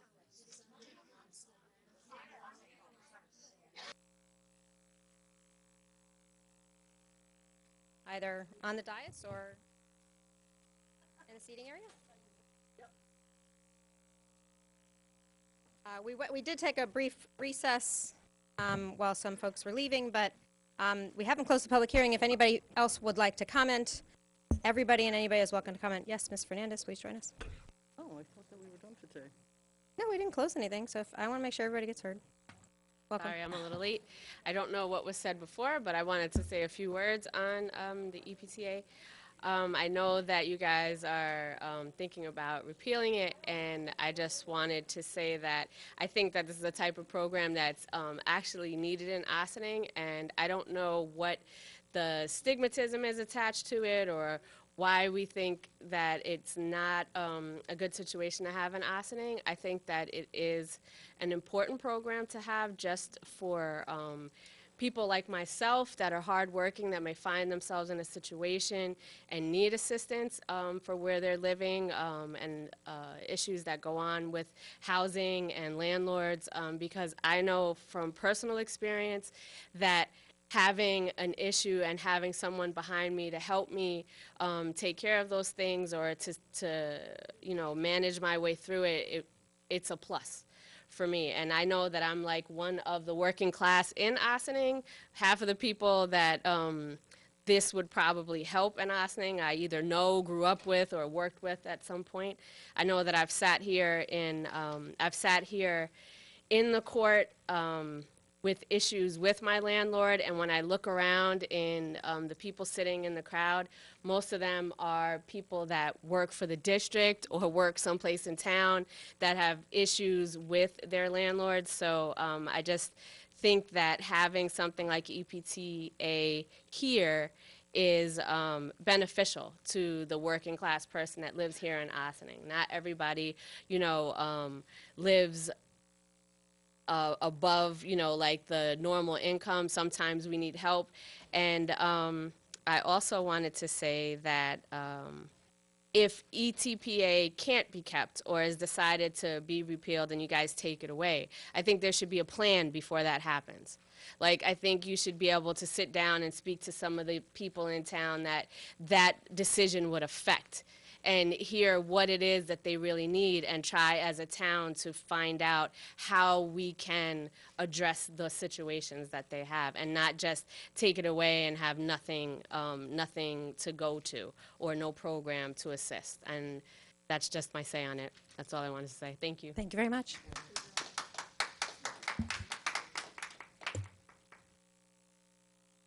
How you doing, Mayor? Welcome. Hello, everybody. I know it's February, but Happy New Year all the same.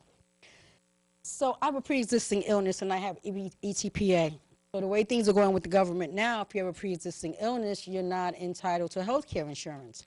If I didn't have ETPA and I had to pay for all the cancer costs, I would have to make a choice between my home and a shelter. And of course, I wouldn't want to live in a shelter, or my doctor would say, my oncologist would say, that's not a healthy environment. It's no fault of my own that I'm a cancer survivor. I am elated that it's 15 years later today, and I can stand before you and I can say, if it wasn't for EPTA, I don't know what would happen. I don't know what nutrition would be like. I don't know what care would be like. I don't know how maturing spiritually would be like through this journey. But I do know that I had an opportunity to do it with a key and a lease. And that meant a lot to me. And sometimes I get emotional about it. I'm 57 years old. I'm maturing in age, and I pause sometimes and I say, no matter how much money I make, if the cancer came back today or tomorrow, I wouldn't be able to pay my rent. I'm not from your town, ma'am. I told you that. I am from Mount Vernon, and I feel the same way about Mount Vernon. Today or tomorrow, God forbid, in 24 hours, the next 20 seconds, I would have to struggle, maybe kick a little bit of ass, beg, pray. Hopefully somebody would help me. Hopefully I would have some influence. I would have to do a lot of things just to secure my emotional stability, my mental stability, only to hold on to my physical ability to be able to move forward. So EPTA has been a blessing in disguise, and I'm sure I am not the only woman, person, man, to come before any municipality and say, I have a life-threatening illness. And for those that don't want to raise their voice, I'm saying it for them. There, by the grace of God, go I. I don't want to die in a shelter. I don't want to die poor. I don't want to die saying they didn't care about me because of the color of my skin or ethnicity. I want to die with dignity, knowing that any community that I come from, any municipality that I belong to, took a step and gave me courage and dignity to live like a human being and not like some substandard number located on a census to define who I am as opposed to who I should be. All right? Thank you.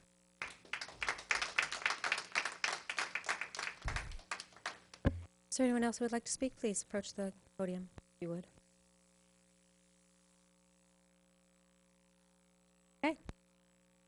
there's no one else, then we should have a motion on the board. If we have a motion regarding the closing of the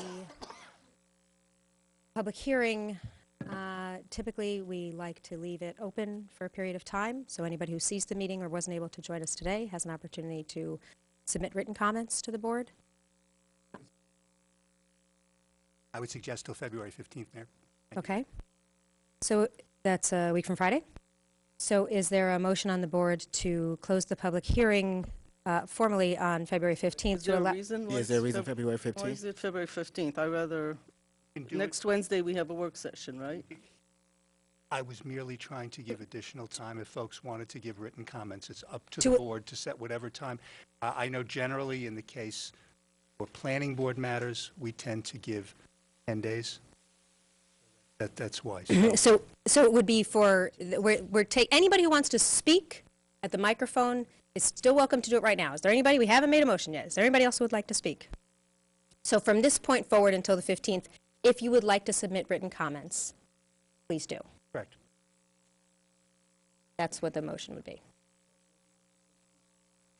Prefer to You make would be it for closing the public Wednesday. hearing at this point.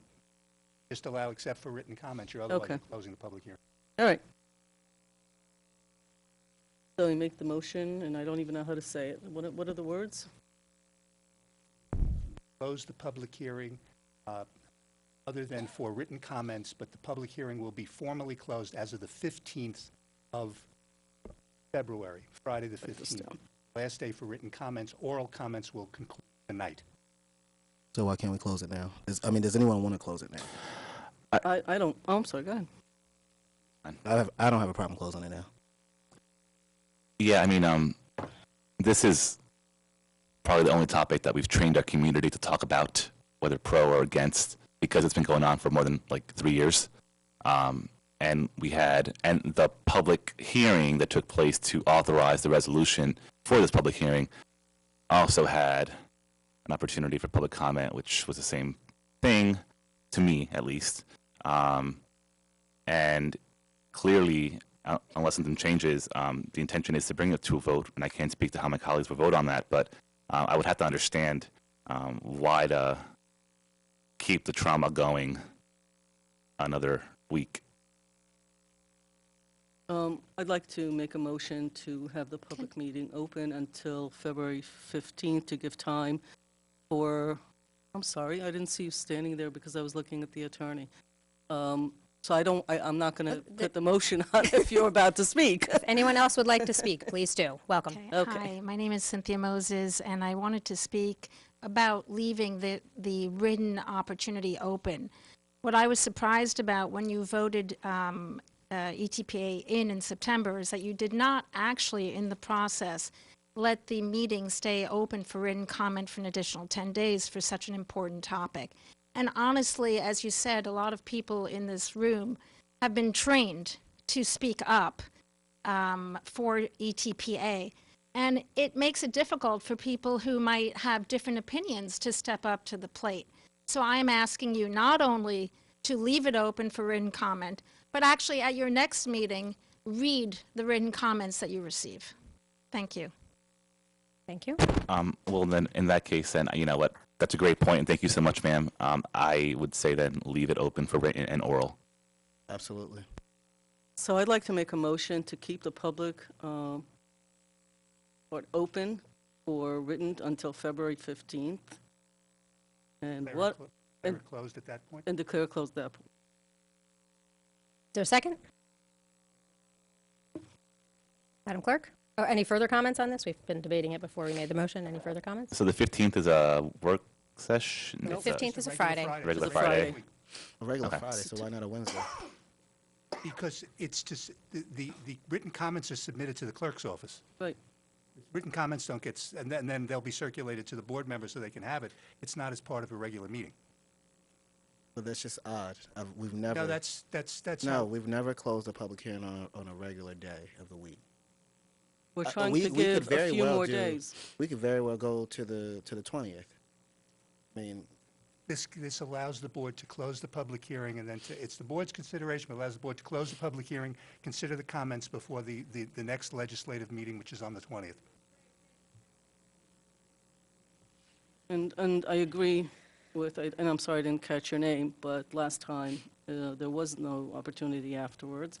It seems like a logical thing, and it follows what we've done in the past. So I think I have a motion on the floor, yes? Yes, it was seconded. Okay, and there's a second? Yes, there is a Okay. second.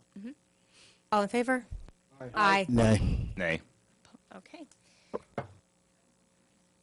So to clarify for anybody who was a little confused about that, because we had a little back and forth, thank you to everyone who commented publicly, orally tonight. If there's anyone here tonight, anyone viewing, anybody reading anything about the meeting, please submit written comments to the clerk at My last name is very, very long. We did just recently set up an email that I believe is townclerk@townofossining.com. Makes it a little easier. I know it's confusing because this is a village board meeting, but we'll clarify and we'll make sure that my email address is available to everyone that needs it. So formally, the comments should be submitted to the clerk for record, but please also send them to the full Board of Trustees so that we can just read them right away, bot@villageofossining.org. And we'll make sure that anything that we receive also gets to the clerk in case there's any email confusion. bot@villageofossining.org for any written comments between now and next Friday. Thank you. So for you individuals who are looking to repeal ETPA, when are you going to take the vote? We will have, I believe, 62 days from the time that the public hearing is closed. Well, that's actually, that's on Nope. special permits. That's Oh, okay, so what is it on this? There is no time frame after the public hearing. Okay. Stuart, it's hard for people I to hear you. apologize, folks. Long day. There is, the mayor had said 62 days. That refers to a different section of the village code. Here, the board can vote at its next meeting if it so determines it to be appropriate. Thank you very much. So is there an idea of when you guys want to take a vote? That's what I'm asking. I guess we'll put it on the I agenda don't when we're know. ready. Okay. All right. I So- don't know when we're voting. Did we discuss when we're voting? So We the have. answer is, there's open right now, and then we'll put out agendas. I don't. We didn't discuss putting this resolution up for discussion in the first place as a board, so it was brought up to us. So I just want to make it very clear that the notion that it's been discussed is it's just not true. I understand that there's a majority, and that's how this Ossining Village is chartered, and that's fine. But I just want to make it clear that you make statements that reflect the entire board. Please don't speak for me. That's fine. So question, Mr. Stewart, if a special meeting was to be called, say, February 15th, how much notice has to be given for this resolution? Or they don't actually have to give notice at all, right? So they could just call a special meeting at any time after the 15th, vote on it, correct? You have to give enough notice, so ordinarily you have to give notice as set forth in the public, in the open meetings law, which is, I believe it's 10 days' notice. If you have a reason that it has to be held on shorter than that, all you have to do is notify the local newspaper basically through the internet, which is what we do. But you have to have a reason to have a special meeting on short notice. Wouldn't this be the reason? I'm not sure what the reason is. That's something that you folks would perhaps ask me, and I'll be able to give you advice as to whether it's an appropriate reason to have a special meeting. Well, I don't think I should ask you that question in public. I mean, in private, it's a simple question. Is it appropriate to call a special meeting for the purposes of a public hearing regarding the repeal of ETPA? But you've already had the public hearing. That's what this is today. The vote. Actually vote on, so the public hearing was closed, right? So if we call for a vote, I don't know if that necessarily qualifies as a special reason to do it on an expedited notice. My own opinion. your own opinion? You just asked me for my opinion. Well, no, I kind of I thought you knew like the actual like state, like actual policy, but all right, that's fine. We could find it.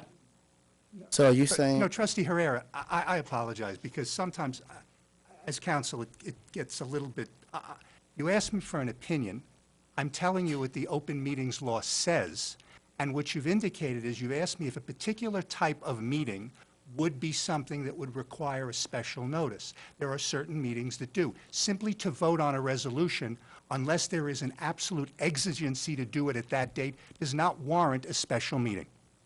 Okay, so then, okay, thank you. Okay? So, Councilman Corporation Counsel, is it safe to assume that if the public hearing closes on the 15th, that the earliest that this resolution could be voted upon is the 25th? No, that's incorrect. Okay. So how soon from the 15th can this board choose to vote on this particular matter? We do our agendas, generally, we notice meetings 10 days in advance. So if the board wanted to notice it 10 days in advance of the 20th, they could. Well, just to be clear, the meeting will be publicly noticed. Yes. The agenda will probably not be available 10 days in advance. No, and indeed, as board members are probably aware, an agenda is actually not required to be provided as part of any public meeting.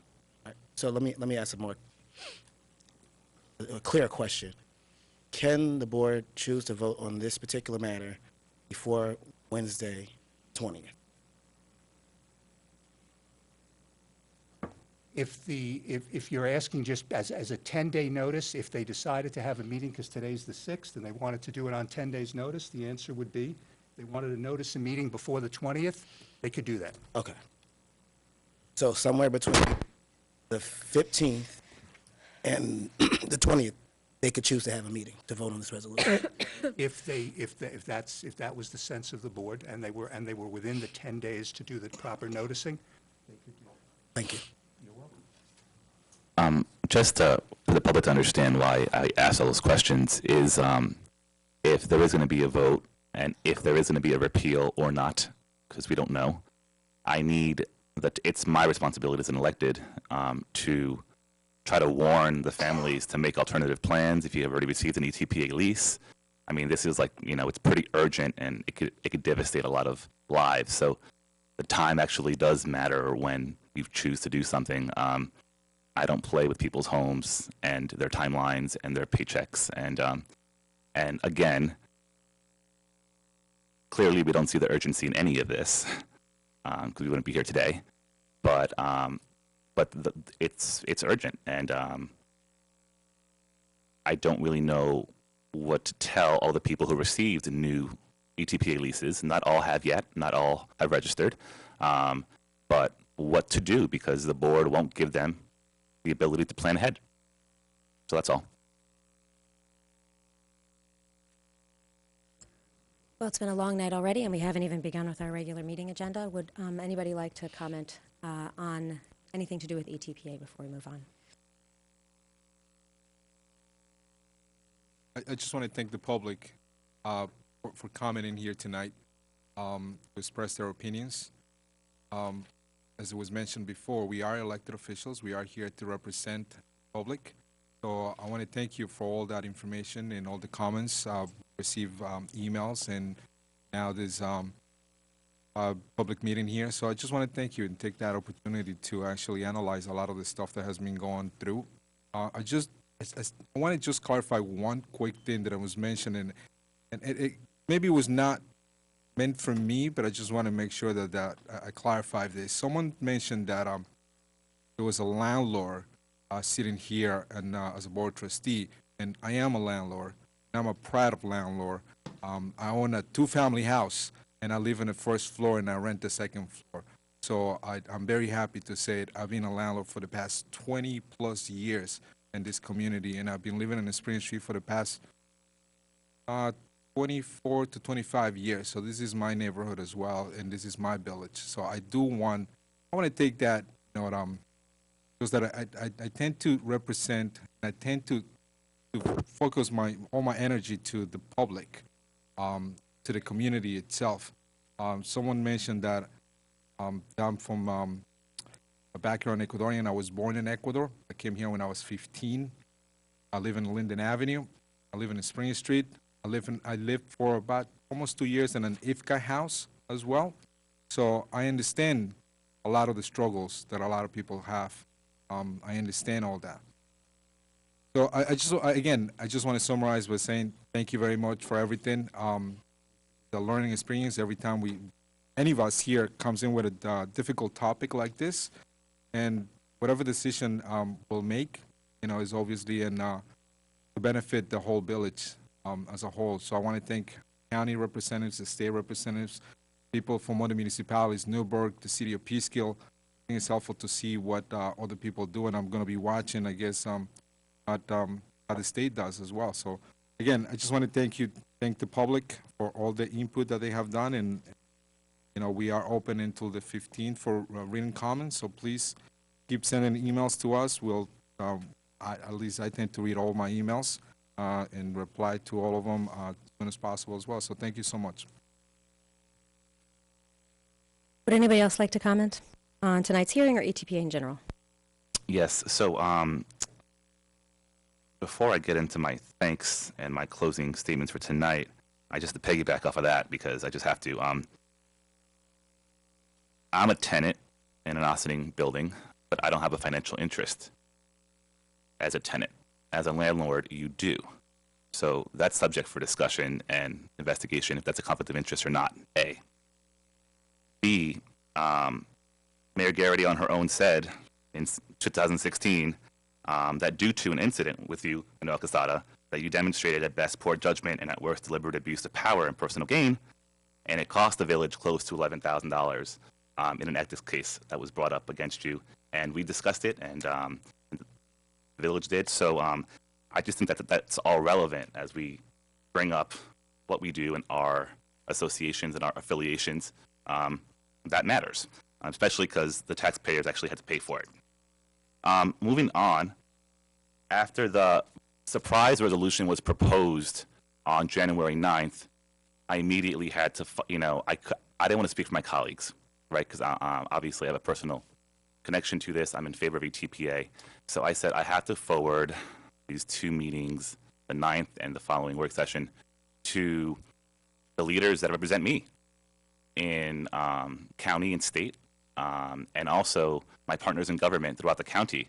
And I'm so happy that they saw what we saw, they reacted to what we reacted, that what was being done not only seemed as vindictive and vengeful, but just as flat out humanely wrong.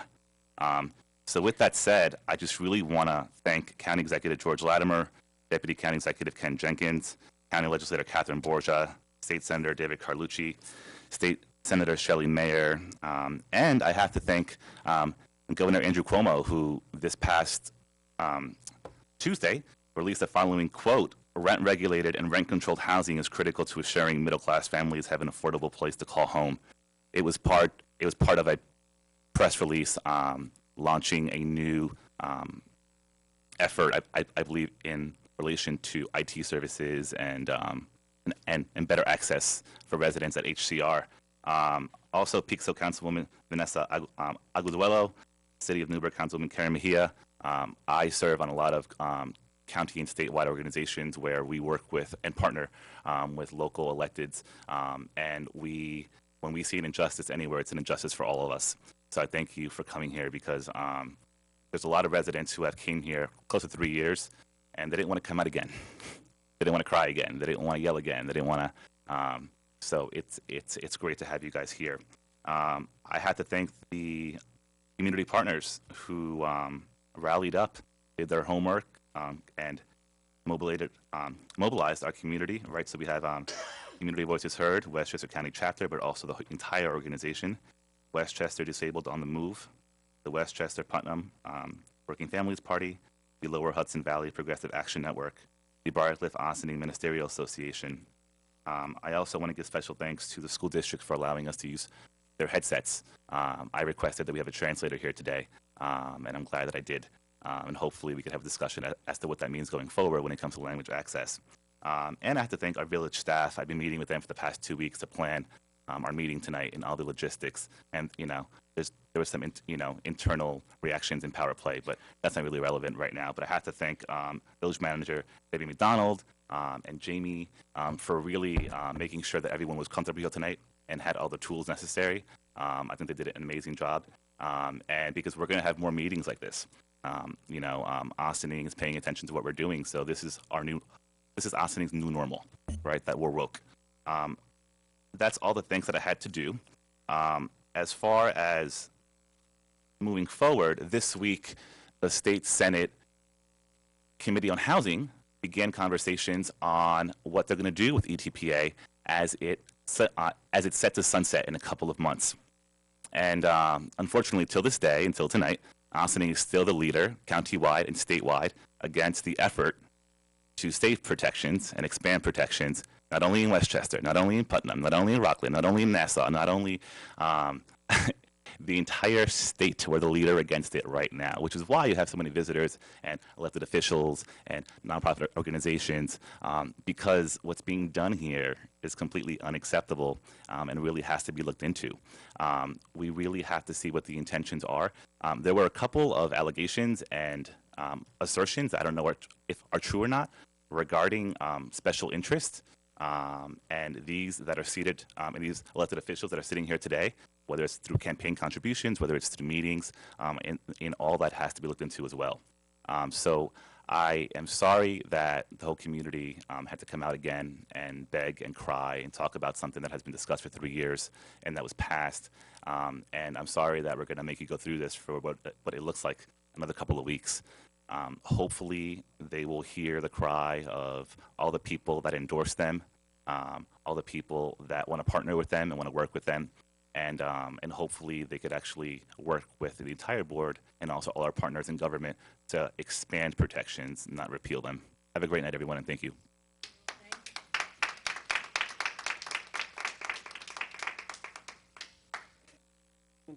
Anybody else want to comment? Trustee Bazemore? I believe my colleague, Trustee Herrera, having given thanks to our colleagues and our visitors. Thank you for coming tonight. We've talked about this for 3 years, so normally I would have a long, lot of words to say. Not tonight. The only thing that I can say is I would ask my colleagues to definitely remember some of the testimonies that were given tonight. Thank you, ma'am, for your testimony and just reminding us that life does happen, right? That is something that we don't take into consideration when we talk about policy and rentals and what can happen when the rent goes up, right? And what happens when you have unforeseen circumstances. I would also ask my colleagues to remember, particularly because I believe that at least 3 of them are parents. Remember the woman with her kid, right? Just remember that. Remember how she said that this was a godsend for her, and while she is not a religious woman, that she still has a reason to have faith, particularly within this democracy. Whether you like the law or not, whether you are in favor of it, people are affected right now. There are countless people who are affected. I saw tenants in the back who are affected. There's a lot of people. We've seen it, right? We've seen people get evicted for showing up to meetings, right? So every time that someone comes up and identifies themselves, they are targeted, right? And so gladly, people have gotten a little smarter and not identified themselves because they too could be next. We've seen people, there have been people a part of your various campaign teams who have lived in ETPA buildings in New York City and moved up. It's worked for them, right? There are people that you take pictures with day in and day out when you want to show how popular you are and how you're cool. I don't want to say cool, but how you move around the community. They are in those buildings. They are your constituents. Please remember that. But remember the homeowners that came out and said, this is about the values of this community. Mayor Garrity, I'm so glad that people addressed your letter because there were definitely a lot of just inaccuracies, but they've addressed them, so I don't have to address them now. But I would also like to say it's I think Abraham Lincoln had paraphrased a scripture in the Bible in Mark that says that a house divided cannot stand. I have to say I don't appreciate how you have said that a way to preserve affordable housing goes against affordable housing. That is inaccurate. If you are about preserving affordable housing, then you have to believe in rent stabilization. Do understand that rehabilitating housing is not providing affordable housing. Right? When you rehabilitate a house, people, the market will bear what the market can do. Right? But preserving housing nationally is rent stabilization. There's not only a movement in New York State to push rent stabilization, there's a movement in this country, right? So there's this idea, right? We always talk about economic development. So glad that our good friend from New Rochelle decided to come out tonight. He talked about, hey, there's a lot of building in Ossining, right? 26 stories. The reality is that if you don't have ETPA, the properties that are next to those 26-story buildings, the price goes up. That's true. If you want to understand ETPA, you look at New York City, right? When it first started out, there were 1.8 million apartments. Now I believe there's roughly 900,000 apartments left. So that means that New York City would be gentrified if it wasn't for ETPA. And the reality is that if it's gentrified, that means if it didn't happen, there would be more and more and more people pushed out of New York City. So we don't have to, let's not act like economic development is different in Ossining. Like, oh, development happens here, but it won't affect us. It will affect us. It is affecting us. So that being said, 900,000 apartments left. Now New York City has more housing in the last 40 years than it ever had before. So, for those of us who like to believe in the market, in theory, housing prices should be dropping. It's not. That's a lie. It's always been a lie. It's a lie in Harlem. It's a lie in the Bronx. It's a lie in Mount Vernon. It's a lie in New Rochelle. It's a lie in Washington, D.C. It's definitely a lie in Brooklyn. And it's sure enough a lie in Queens. And some of us have experience living in Queens, and we've participated, and we've been there during the gentrification, and we've made a handsome sum. So we know what happens, right, when communities revitalize. Just today, village manager, there's a lot of conversation going on about, there's a lot of conversation about economic development. Here it is. Economic development doesn't inherently work for the whole community. In theory, what do? You have a plot of land, you put the most expensive thing on there to get the best rate of return. That is the reality of economic development. We see it. See it in San Francisco. See it in Los Angeles. We've seen it in Boston. Boston tried to play this like, oh, we're gonna build and then the market will work itself out. That was a lie. They swooshed in and put back rent stabilization. So one of the things I want to say is for those of you who have given your testimonies, you know what you see. You've experienced it, right? You know the realities. We all do. Had to talk to a homeowner earlier today. She's like, Quantel, really don't want to, my taxes are high. And I said, I know. And I had to calm him down. I was like, I know the taxes are high. I know you're a senior citizen, right? But I said, the reality is here in the village government, our expenses go up every year or every 3 years. We're negotiating a contract, and we've never said, hey, we're going to pay you less money, right? 75% of our budgets are salaries. That's the reality, right? And I said, ma'am, but in her case, I said, when we talk about your tax increase, think about your tax increase versus the tenant. We did our numbers together, and I said, my rent could be equivalent to taxes here in Ossining, right? We all pay that kind of money. But the difference is a tenant seeing a $400 increase a month in rent for a year is nearly $4,000. And then if you have another 200, another $2,000. Taxes are high, rent is high. We all pay a lot around here. That's true. But government gets to regulate how we, the balance, right? We have exemptions for other people, firefighters. These are all things that people have said over and over and over again. Senior citizens exemptions, we have a lot.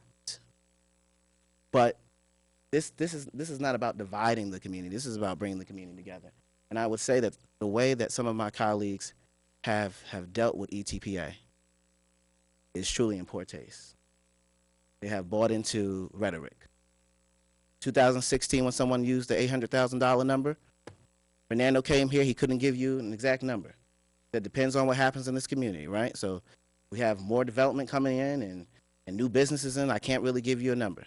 3 years later, oh, it's 1.8. That's a lie. Give it a shot, right? Give it a shot. And understand that we're all in this together. You're all Democrats, at least on paper. Right? So act like it. You got elected on a blue wave. Act like it. Now, if we want to have a conversation about taxes, we should have a conversation about taxes. By the grace of God, we've been able to do a 0% tax increase, right? But if we filled up every spot, budget's probably going to go up. Probably going to have to collect more taxes. If you live in a house, the value of your house appreciates, you're paying more taxes. Those are the realities. So we can have a conversation about taxes, but let's not allow that whole conversation to negate the reality that we have allowed this community to be taken over by developers, right? So when we talk about this comprehensive plan, we've allowed for development in communities of color, and effectively, when that development comes in, those taxes, those who live around those communities, their taxes will go up. Capitalism has no friends. We know this. You may not have liked the vote. That's okay. But don't snatch it away from the family. For those of you who get up here and say, oh, I think about my family and I love my family, and when I think about forgiveness, I think about those who are closest to me. Think about that mother and that child. Think about them. Because it's about empathy. The question is, do you have it? Right? That's what it's about. Those of you, I don't know why, voted for Scree and Dree. I can't get it. Voted for Scree and Dree. And Garrity, you asked me, was I surprised? I was kind of surprised, even though I said I wasn't. You know, and I know, that you cannot have Scree and Dree locally if you can't control the amount that rent goes up. Because that'd be crazy. That's like saying, hey, you know what? The landlord has $1,800. You know what? Can't go up no more, so we'll cover the $200. And then the next year, the landlord goes up $2,000, and now you got a $400 abatement. Regulating rent and Scree and Dree run hand in hand. That's all. But thank you for your comments, right? We've had this testimony over and over again. We've had experts. It's not about experts, and sadly, it's actually not about your testimony, right? Because we've gotten to the point in public hearings that the public comes, they say what they have to say, and I mark my words, it's going to be a 3-2 vote. Because people have already made their decision. Thank you.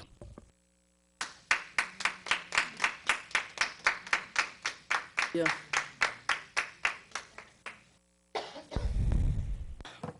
So I'll do fewer thank yous. The only person I want to thank is Catherine Borgia for coming here.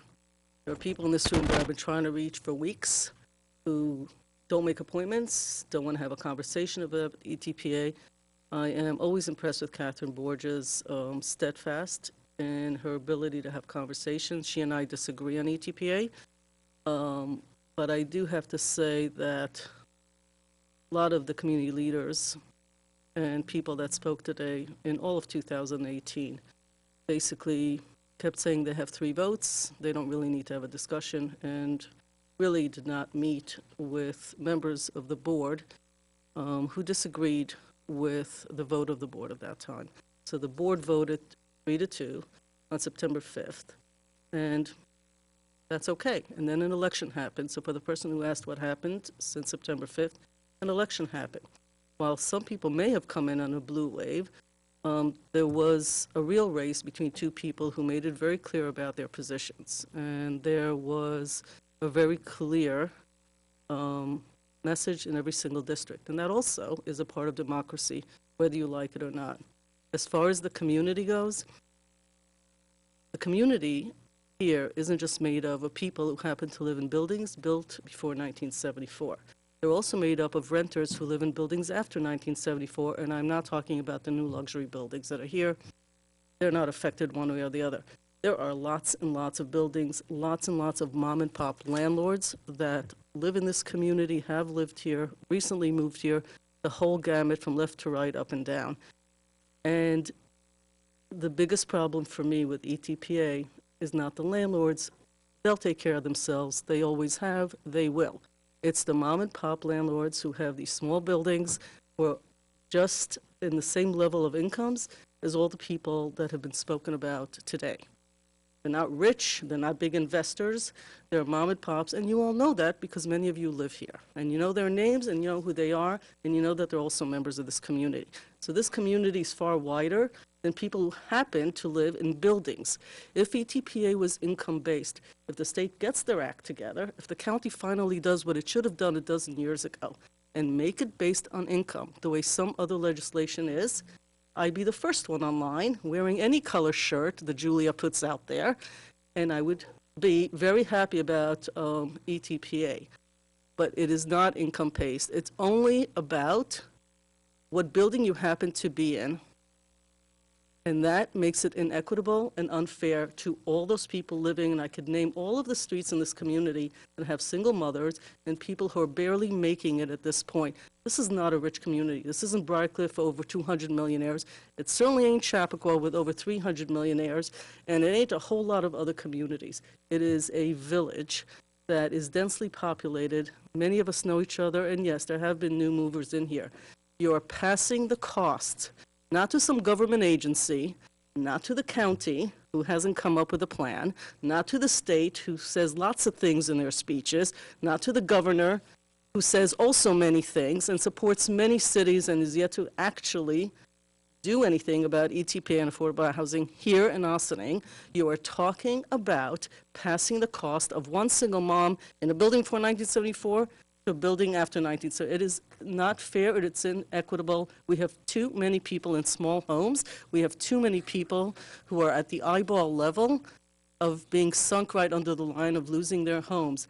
I don't want them subsidizing renters, and I don't want renters subsidizing the homeowners. And the divisiveness on this board wasn't just created by the 3 people here. Manny actually wasn't here, okay? That happened pretty much last year.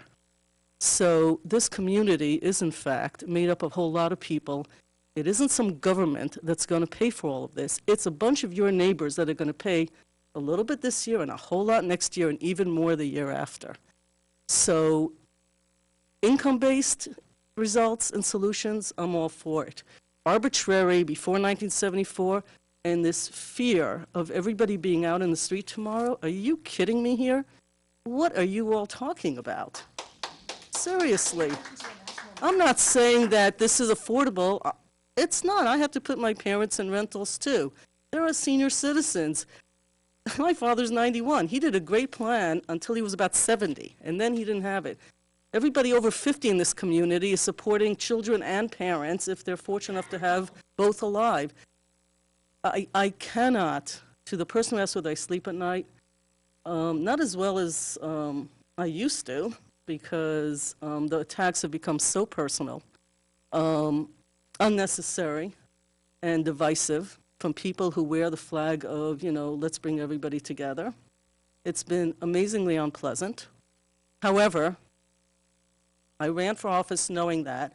I love serving this community, but I also know this community. I know that the affordability in this community for one group of people to subsidize another who are exactly the same. This is not a rich community. I wish it were. It isn't. And I don't think that the buildings that were built that are luxury homes that have been filled up and have been good for some of the businesses, I have to tell you. Some of the businesses have benefited from the higher end, but it is not the hope, and I'm not speaking for the board. For me, it is my hope that after a number of years of having high-end development, that we now put in affordable housing. And that is why we use the word affordable, so that there are very large set-asides. And I am happy that Latimer wrote a letter and sent it by mail and that people went into his office. I haven't spoken to him, so I don't know what he says, and I don't like middlemen telling me what he says. And I don't speak to the governor, and he doesn't call me, and I don't report to him. Let me tell you who I report to. I get elected by the public who lives and resides in the village of Ossining, not the town, not Briarcliff, not Croton, not Mount Vernon, not Brooklyn. Village of Ossining, that's my lane. And the other politicians that are here, they should stay in their lane and put some of this stuff in their own communities before they come in here and tell us what to do with ours.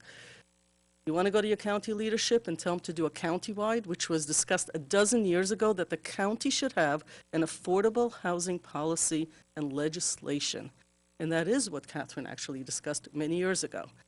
That the Scarsdale and the Chappaqua and the Briarcliffs and all of these communities that have the wherewithal, the capacity in their schools, and all of that should do their fair share of affordable housing in new development, in corporate taxes that pay for it like cities do, and not put it all into a small village where the average person cannot afford this anymore. Not just the renters, but the co-op owners and the condo, because I got to tell you, somebody has to pay for everything, okay? And I can't sleep at night thinking that so much of our community can't afford to subsidize people who happen to live in buildings from 1974 is the way it should work. There is a plan. It was studied. It's probably going to be as good, if not better, than what the county does. I hope they do a good job. To answer the question of how many of those we've done, was it Kim that made that comment? I don't remember who made it, but I will tell you that out of the 8, of which ETPA is the 8th, so while it was read about the good and bad of ETPA, it's the area of last resort. We have actually done number 1, 2, and 3. I don't really want to bore you with all of the issues, like the Landlord-Tenant Committee, which has been worked on, which has looked at cases. Most communities don't have that, and a bunch of others. Actually, we've made a lot of progress. In spite of the divisiveness and the elections last year and all of that oxygen that was taken to do that, and the staff time that was taken even today to set up this room, I have to tell you that the staff did an amazing job at helping, and the attorneys, to move lots of projects and lots of legislations that help every single person in this community.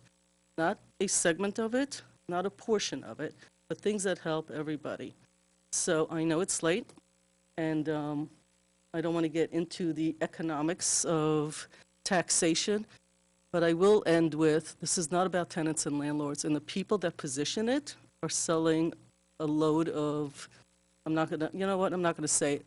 It is not about them. It is about the difference between tenants and other tenants and co-op owners and condos and homeowners having to pay.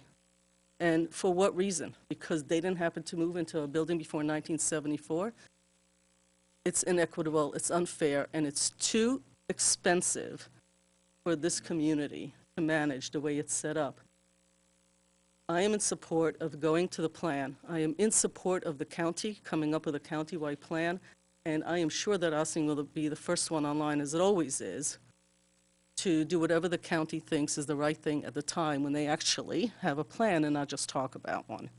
So I appreciate your time, and I appreciate all the people that spoke and all the people that write and all the people on all sides that don't like to come into rooms when people are so well rehearsed in how they present something, because most people aren't. And I think whoever said that at the end, I do appreciate that comment, because it's a comment, won't speak for the board, that I often get. And I thank you for your time as well. Did you want to speak again? You seem to be leaning forward. Yes. So I just wanted to my comment that people are trained, let me clarify that. They're trained by this board because we've given them so many opportunities to come and say the same thing over and over again.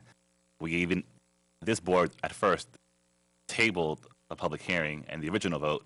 I mean, if you follow the timeline, that's why anyone could be really trained on it. Now, however, I do agree that regardless of how contentious this may be or controversial or of interest to different stakeholders, there are people who just, they have life going on and they just did not know about it and they're finding out now. That's kind of why I was okay with leaving it open. However, this notion that all of a sudden we have to have laws that are for all is kind of new for me.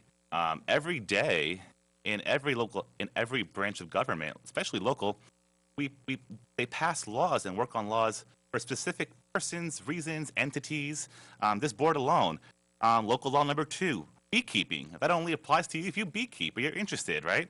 Local law number 4, veterans exemption, which I supported. That only applies if you're a veteran, but as we should, I support that, right? Local law, what's the other policy that we had for live workspace for breweries that I know Sing Sing Kiln Brewery, fell under? We do local laws for specific groups all the time. So that's just nonsense. So I just want to say, listen, for my colleagues who get up here talking about shifting the costs, provide me with a cost, because there isn't one as of right now. You don't have one. 2, this idea of income base. See, the issue is that there's a lack of understanding of housing in general, because if it's income based, right, depending on your history of public housing, right, in the 60s, HUD decided to make public housing income based. So essentially, instead of having a mixed income community, right, where you would have people like Mayor Garrity, like you said in your inauguration, people who are more affluent, right, who will actually deal with government, instead of you having a mixed income, you have a whole bunch of poor people in the same area, right? And so basically what we've been saying, or what you've been seeing in housing, is about mixed income communities, making sure that we're not segregated, making sure that there's not a whole bunch of poverty in one area. So essentially, you can get that with ETPA. But if we're looking for a solution that is only income-based, right, then you get what you kind of always got. So one of the biggest issues with public housing is that you stack a whole bunch of poor people on top of each other. So this idea that you want income-based, you want the state just to do income-based and only those who need it, that's foolishness. And I know you guys are going to come to the board with a proposal for mixed income development. You want to talk about taxes? 2 of you guys voted for a pilot. We're subsidizing Harbor Square. So basically in this town, we subsidize luxury development. We also have a couple other pilots for low-income housing, but it's something that we do. If you are concerned about the taxes, the focus should be on commercial development. When you have luxury development coming into a community, you will raise the taxes. Everybody's going to pay more. And the development does not happen on certain parts of towns. It happens on this one right here, the waterfront, black and brown. State Street, black and brown.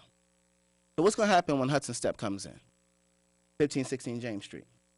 Same thing that happened to Claremont Gardens. We've seen this before.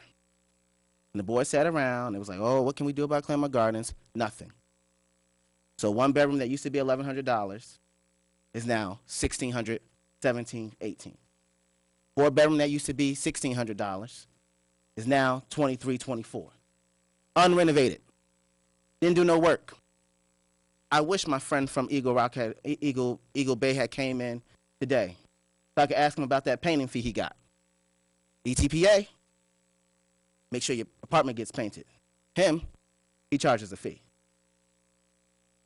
So, like, get your stories together, because I'm telling you, you guys, y'all gonna come in and talk about, oh, we're gonna do mixed income, we're gonna do affordable housing, we're gonna do this, we're gonna do that. Nah. You, Mayor Garrity, have said it yourself. We cannot build our way out of affordable housing. That's why communities preserve it. But listen, I think one of our speakers said it. You don't care. That's just the bottom line. You don't care. All right, we're going to have to start putting timers on our own meetings. I haven't even commented yet. Is there anybody else on the board? I really want everybody to be heard if there's anything else they need to say on this, and then I'll make my final remarks. You? Okay.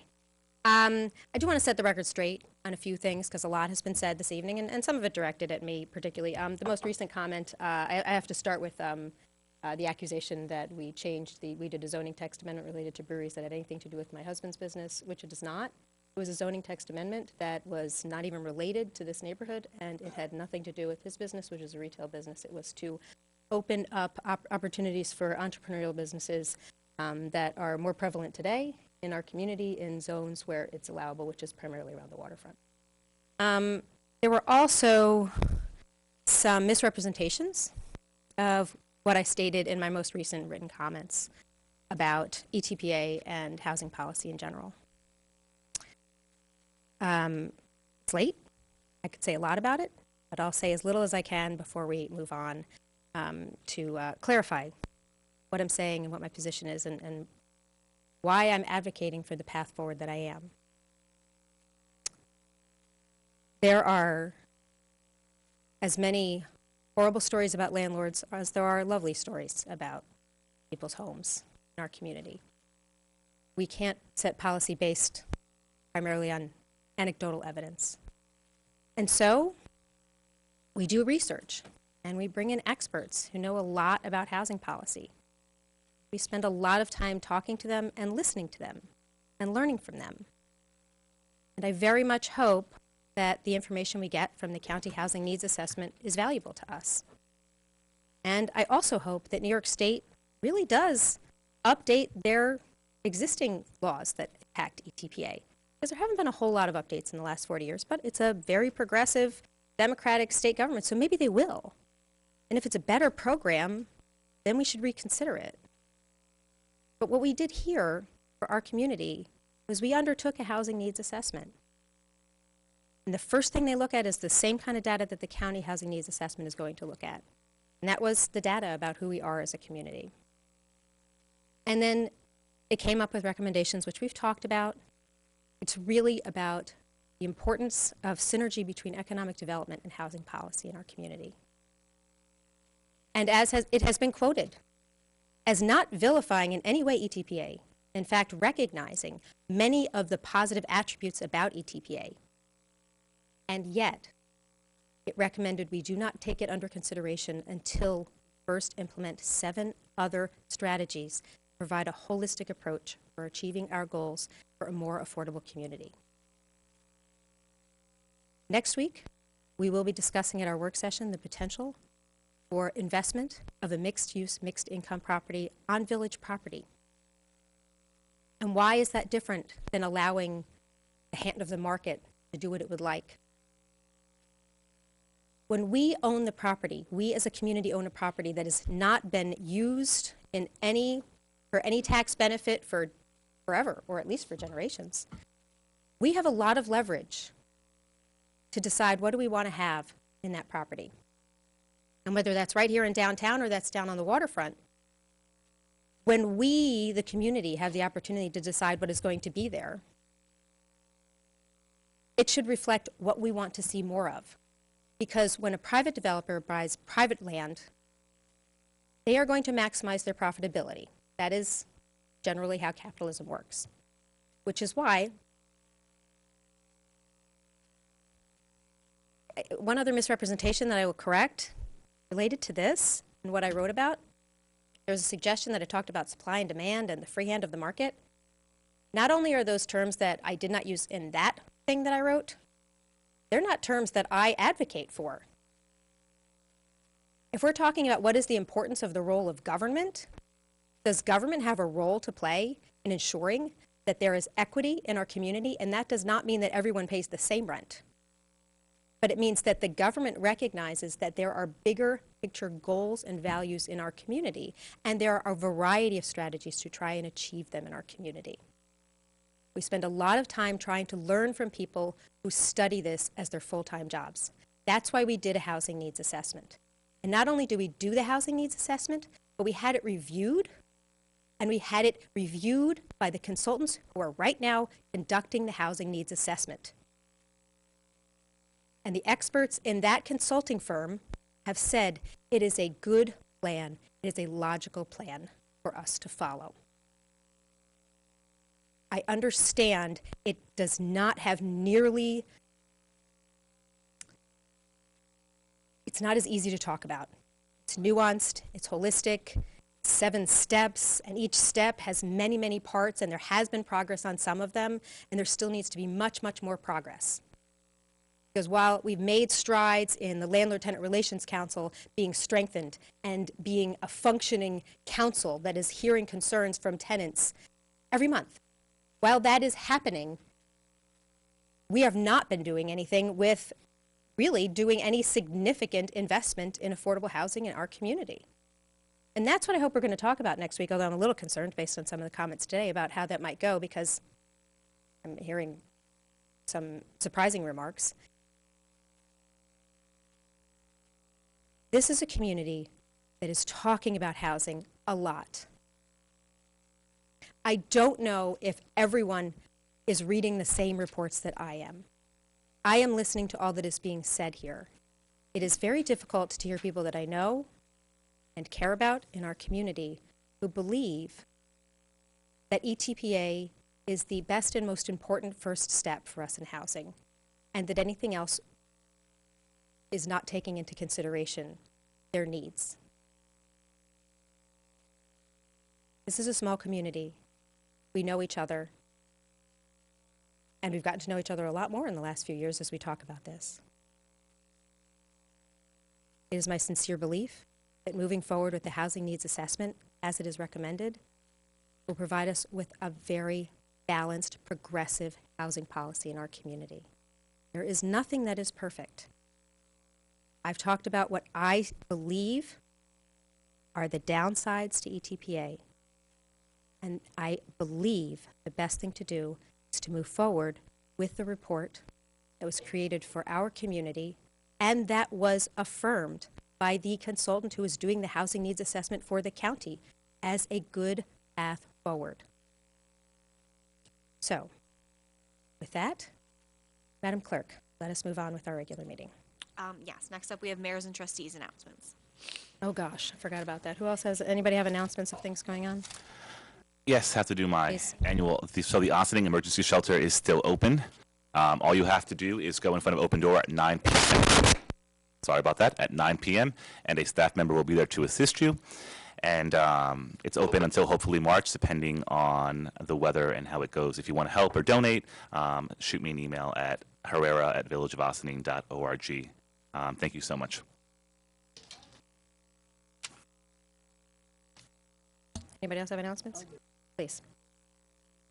I'm sorry.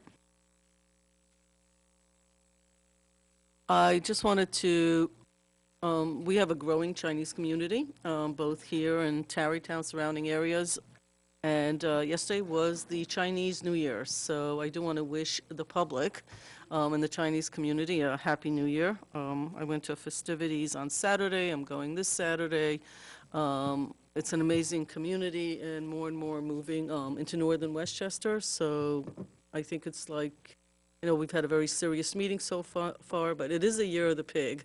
Always a challenge for somebody like me who's Jewish to be sitting there celebrating the pig, but it's a lot of fun. And it's great to see demographic changes actually throughout the county. There, oh, Judy Bohr left. There was a person sitting back here who's a part of CSI Social Action Committee, and I think she left. I was actually going to have her talk about something they're working on, but CSI on their website asked that I just share that there is a gay, lesbian, transgender, and I am sorry I forgot the last word. There are a series of events over the next week. It is open to everyone in the community. You neither have to be Jewish nor do you have to be a member of the synagogue. And so they asked if I would please announce it. There is also, lastly, and I probably shouldn't have left it last, I am the liaison to, I call it Parks and Rec. It's not the official name of it. It's the advisor committee. And they have on their agenda for Monday, to really come up with some sort of a memorial. We had a moment of silence for the death of one of our young people here in the community who was very involved with the skateboard park on Snowden. And so hopefully by the next work session, I hope, they will have a recommendation of some sort of memorial at Snowden and at the skateboard park in his honor. And I spoke to the Reverend. For those of you on Facebook, the Star of Bethlehem had a flood earlier today, so please look at social media and also find out the funeral services will have to be changed a bit. They're moving to the church on... In the Star of Bethlehem? No, it's not in the Star of Bethlehem. That's what it says on social media, and he left. So it's the church that is right across from Seatown. It's that building that used to be a school. I forgot what it's called. Yes, Washington School. Yes, What most of us so know I it know as, there's a parking issue, but please be on the lookout if you want to attend that, because that will actually be starting there because of the flood that they had this morning in Star of Bethlehem. I was actually hoping some of the folks would stay, but they've left already. So thank you. Okay, so I have a few announcements. For one thing, we are always eager to be able to save water. And a couple of years ago, the village had the opportunity to apply for a grant for to examine how we might be able to manage our conserve water. And we were eligible because we were one of the largest customers for New York City water supply. And one of the big things that we're using that grant money for is a toilet replacement program. So if you are a water customer for Ossining, that means you live in the village or the unincorporated town, then you have the opportunity to get up to $200 toward the cost of a low-flow toilet. So I encourage you to go to the village of Ossining, and I don't know if you just look up toilet replacement program. I just found it under the recent community news, and there's been emails that have been sent out. If you can't find it, please call 914-941-3554, and they'll direct you to the page and get you all the information about that. We want you to be able to save. It says you can save over $200 a year on your water bill by having a low-flow toilet, and keeping with that number, you get a voucher for up to $200 off on the cost of the toilet. You do have to then pay for the plumber to install it in your home. I also want to encourage folks to join us on February 28th at the Ossining Public Library. We're going to be having an information session about the upcoming update to the comprehensive plan. And also, if you are interested in learning about the comprehensive plan committee that you can apply for, that is also on the village website, and we are accepting applications now and will continue to for the next several weeks to come. I would also like to put on my documentary and discussion series hat for a moment. Tomorrow, February 7th, at 6:30, please join us in the Bodars Theater at the Ossining Public Library. The film is going to be I Am Not Your Negro. It's written by James Baldwin. We're having a little bit of a different format this time. It's a pretty lengthy film, and we have a number of panelists. And so this time we're going to be having a round table discussion, and it will be moderated by the town of Ossining's own Jackie Shaw. So please do join us. Again, that's 6:30 at the Ossining Public Library, and it is free to all who would like to attend. Oh, one more. Oh, good call. Okay, we've talked a lot about housing needs assessments. The county is wrapping up their study. They are going to be coming to Ossining. They'll be at the community center, I believe from 6 to 8 p.m. on Monday, February 11th. It was actually originally scheduled for last week, and they changed the date. I think it ended up working out better for the weather anyway. So that's Monday, February 11th from 6 to 8 p.m. The county invites everyone from Ossining and surrounding communities. They're doing it in just a couple of locations, and we were one of two, I believe, where they're holding this forum. So if you're interested in learning more about the county housing needs assessment and letting them know about your concerns about housing, please do join them from 6 to 8 p.m. on Monday, the 11th. Okay. Next, an administrative report from Village Manager Deborah McDonald. Good evening. You stole my thunder. I was just going to talk about the toilet replacement program. Oh, so good. Thank you very much. You probably have more detail. Well, it's for Ossining town or village property owners. You have to live in the property. It's for homeowners. You have to have a water meter that's connected to an automatic meter reading device. It can be a single or two-family house, and it must be owner occupied. Your sewer account must be in good standing, and if you have not yet installed a low flow, which is 1.6 gallons per flush, or a high efficiency 1.28 gallons per flush fixture in your home, you can go to the DPW site, or you can go online and get an application.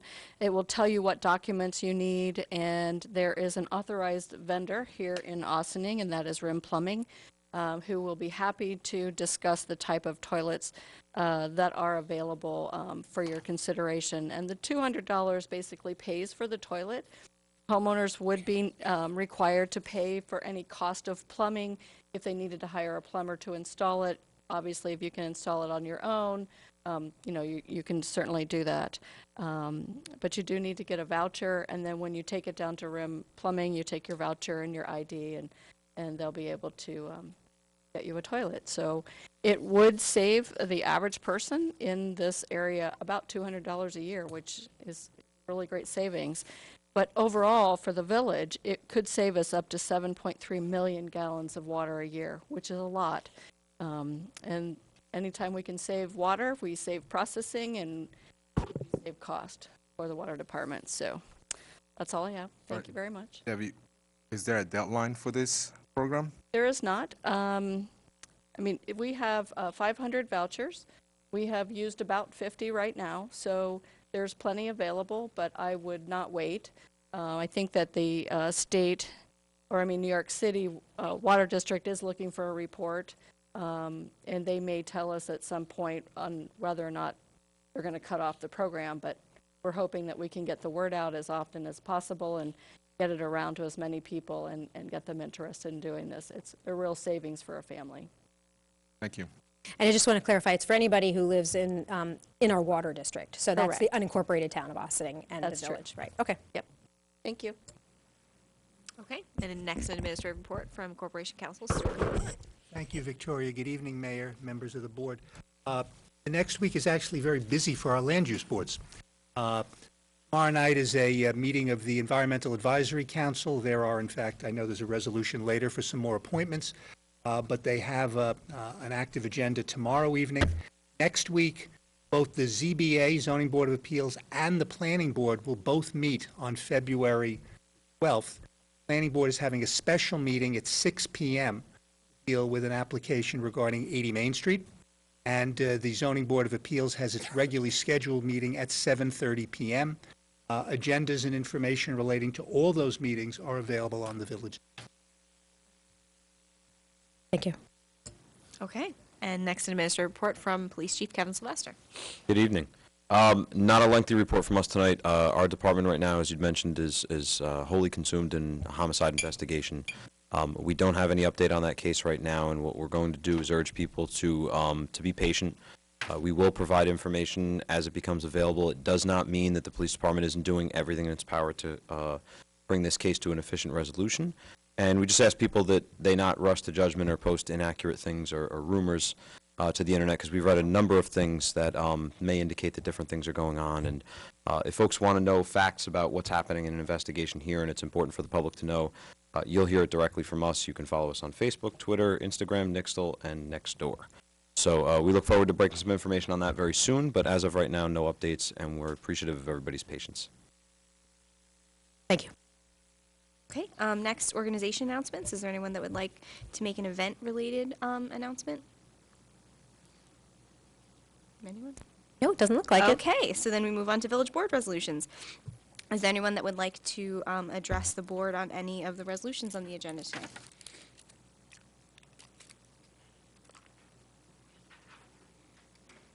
No?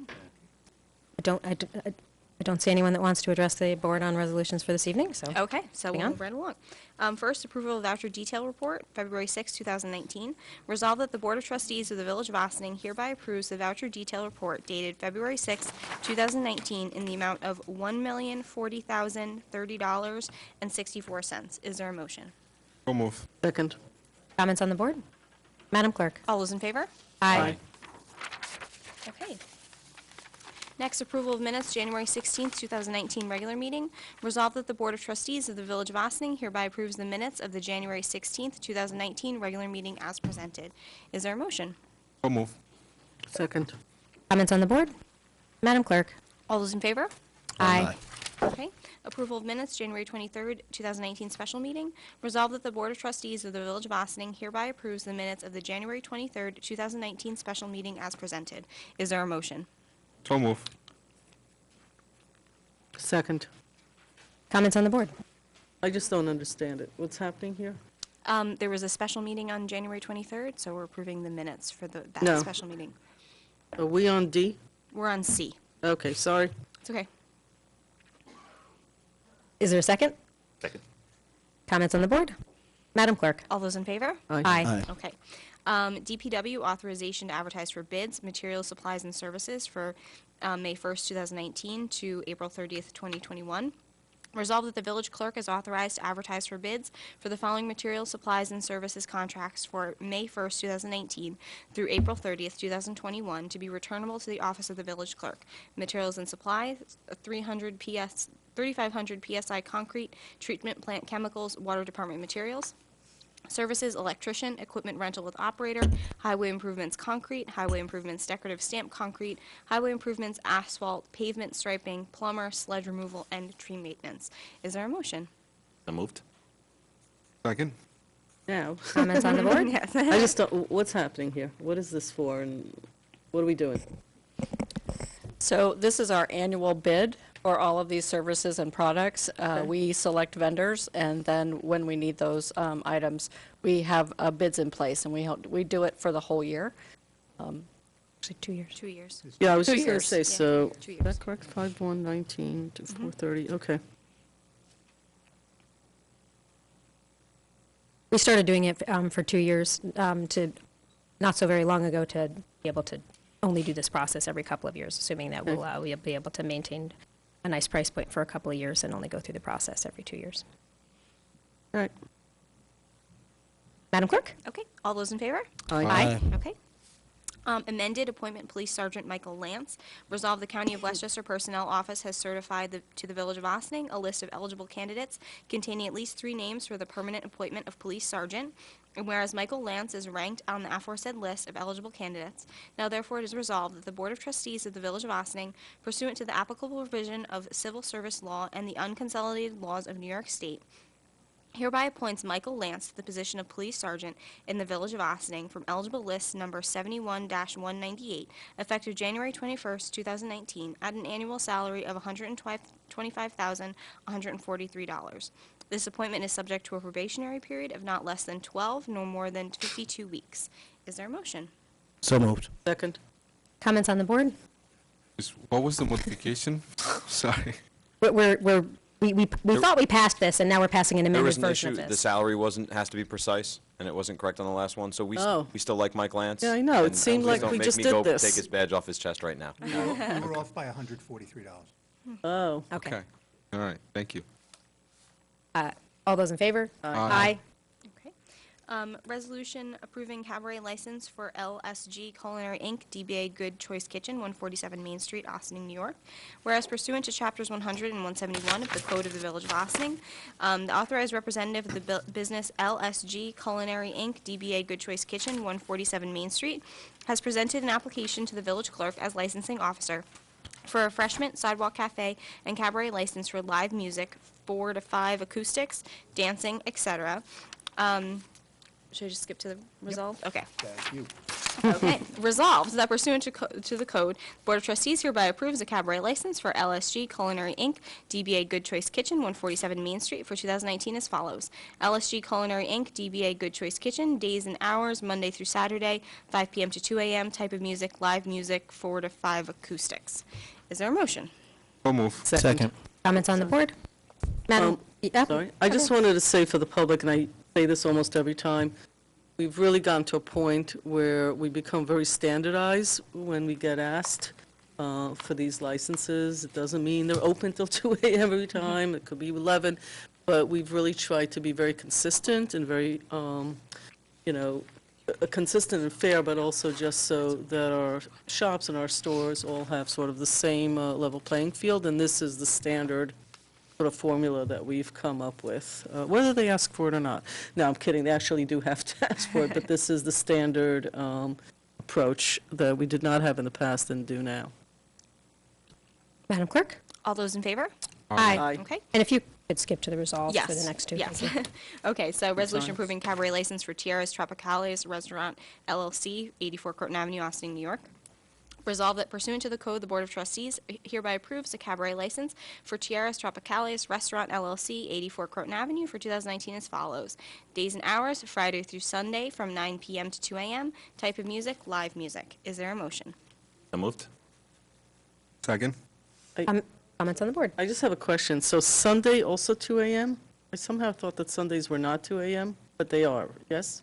There's no time difference. There's no difference in the days, yes? I somehow thought there was. I think ordinarily we do Thursday, Friday, Saturday. They finish on Sunday morning. I hadn't had to see if there was. Well, Sunday. It says Sunday, right? So it's through Sunday. That was what was requested by them. Okay, and that's what we do for others? We don't? The question would be whether that 2 a.m. means Sunday at 2 a.m. Yeah. In other words, they don't have it. Well, That's what I the thought. elk Right, that says would- through that would be Saturday, 2 Monday. a.m. I'm sure they mean, So that's fine. If it said Monday, then that would be, Different. That would right, be but correct. 2 a.m. wouldn't be Sunday anymore. Yes, I got it. Sorry for even asking. In my experience, it. in my experience, they don't normally open on Sunday night. So I don't think it may have been So it's just a correct, miscommunication. actually. So Saturday, Sunday, 2 a.m. well, Got it. yeah, except that the next one just says Saturday, 2 a.m. I'm sure they intend to be open Saturday Yeah. nights. I mean, But like you said, it's probably a non-issue. They're probably not going to have a lot of live music at 1 a.m. on a Sunday night. Yeah, if anything, we found can that to come be the back to the case. board and ask that it be revoked. Okay. Yes, we could do that. Great. Okay. Madam Clerk? All those in favor? Aye. Okay. Resolution approving cabaret license for BPOE Elks Lodge 1486, 118 Croton Avenue, Austin, New York. Resolved that pursuant to the code, the Board of Trustees hereby approves a cabaret license for BPOE Elks Lodge 1486, 118 Croton Avenue for 2019 as follows. Days and hours, Thursday through Saturday, 6 p.m. to 2 a.m. Types of music, live music, six-piece band, and PA system. Is there a motion? So moved. Second. Comments on the board? Madam Clerk? All those in favor? Aye. Okay. Resolution confirming final reduction of Harbor Square performance bond, whereas SESI Consulting Engineers on behalf of Ginsberg Development Companies LLC transmitted a request for a final reduction in the amount of the existing performance bond for the Harbor Square project based upon the completion of the work. And whereas in correspondence, the village's consulting engineer, Joseph Termelli of Kellard Sessions PC, opined that a reduction of the bond would be appropriate based on his analysis that all site work has been completed. Now therefore be it resolved that the Board of Trustees of the Village of Ossining hereby authorizes the reduction in the performance bond for the Harbor Square project from $526,325.70 to $0 and authorizes the village manager to execute any and all documents as necessary to facilitate the reduction, with all documents subject to review and approval by the Corporation Council. Is there a motion? So moved. Second. Comments on the board? Questions? There's a lot of hesitation to move this forward. We discussed it No, 2 it's weeks fine. ago. I'm just actually reading it a little bit more closely. It's fine. I mean, Madam Clerk? All those in favor? Aye. Okay. A resolution authorizing the purchase of heavy equipment in and for the Village of Ossining, Westchester County, New York, at a maximum estimated cost of $650,000, and authorizing, subject to permissive referendum, the issuance of a $650,000 serial bonds of said village to pay the cost thereof. Be it resolved by the affirmative vote of not less than 2/3 of the total voting strength of the Board of Trustees of the Village of Ossining, Westchester County, New York, as follows. Okay. Reading Section 1. The purchase of heavy equipment in and for the Village of Ossining, Westchester County, New York, is hereby authorized, subject to permissive referendum, at a maximum estimated cost of $650,000. And 9 and 10. Upon this resolution taking effect, the same shall be published in summary form in the official newspaper of said village for such purpose, together with a notice of the village clerk in substantially the form provided in Section 81 of the local finance law. And Section 10, this resolution is adopted subject to a permissive referendum. Is there a motion? So move. Second. Comments on the board? Madam Clerk. Okay, we're going to do a roll call vote. Trustee Herrera, Aye. Trustee Levin, Aye. Trustee Quezada, Aye. Trustee Bazemore, Aye. Mayor Garrity. Aye. Okay. Next, resolution authorizing the rehabilitation of an existing sanitation garbage truck in and for the Village of Ossining, Westchester County, New York, at a maximum estimated cost of $90,000, and authorizing, subject to permissive referendum, the issuance of $90,000 of serial bonds of said village to pay the cost thereof. Be it resolved by the affirmative vote of not less than 2/3 of the total voting strength of the Board of Trustees of the Village of Ossining, Westchester County, New York, as follows. The rehabilitation of an existing sanitation garbage truck in and for the Village of Ossining, Westchester County, New York, is hereby authorized, subject to permissive referendum, at a maximum estimated cost of $90,000. Upon this resolution taking effect, the same shall be published in summary form in the official newspaper of said village for such purpose, together with a notice of the village clerk, in substantially the form provided in Section 81 of the local finance law. And Section 10, this resolution is adopted subject to permissive referendum. Is there a motion? So moved. Second. Comments on the board? Madam Clerk. Trustee Herrera, Aye. Trustee Levin, Aye. Trustee Quezada, Aye. Trustee Bazemore, Aye. and Mayor Garrity. Aye. Okay, resolution authorizing the purchase of a new pumper truck for the fire department in and for the Village of Ossining, Westchester County, New York, at a maximum estimated cost of $700,000, and authorizing, subject to permissive referendum, the issuance of $700,000 serial bonds of said village to pay the cost thereof. Be it resolved by the affirmative vote of not less than 2/3 of the total voting strength of the Board of Trustees of the Village of Ossining, Westchester County, New York, as follows. The purchase of a new pumper truck for the fire department in and for the Village of Ossining, Westchester County, New York, is hereby authorized, subject to permissive referendum, at a maximum estimated cost of $700,000. Upon this resolution taking effect, the same shall be published in summary form in the official newspaper of said village for such purpose, together with the notice of the village clerk, in substantially the form provided in Section 81 of the local finance law.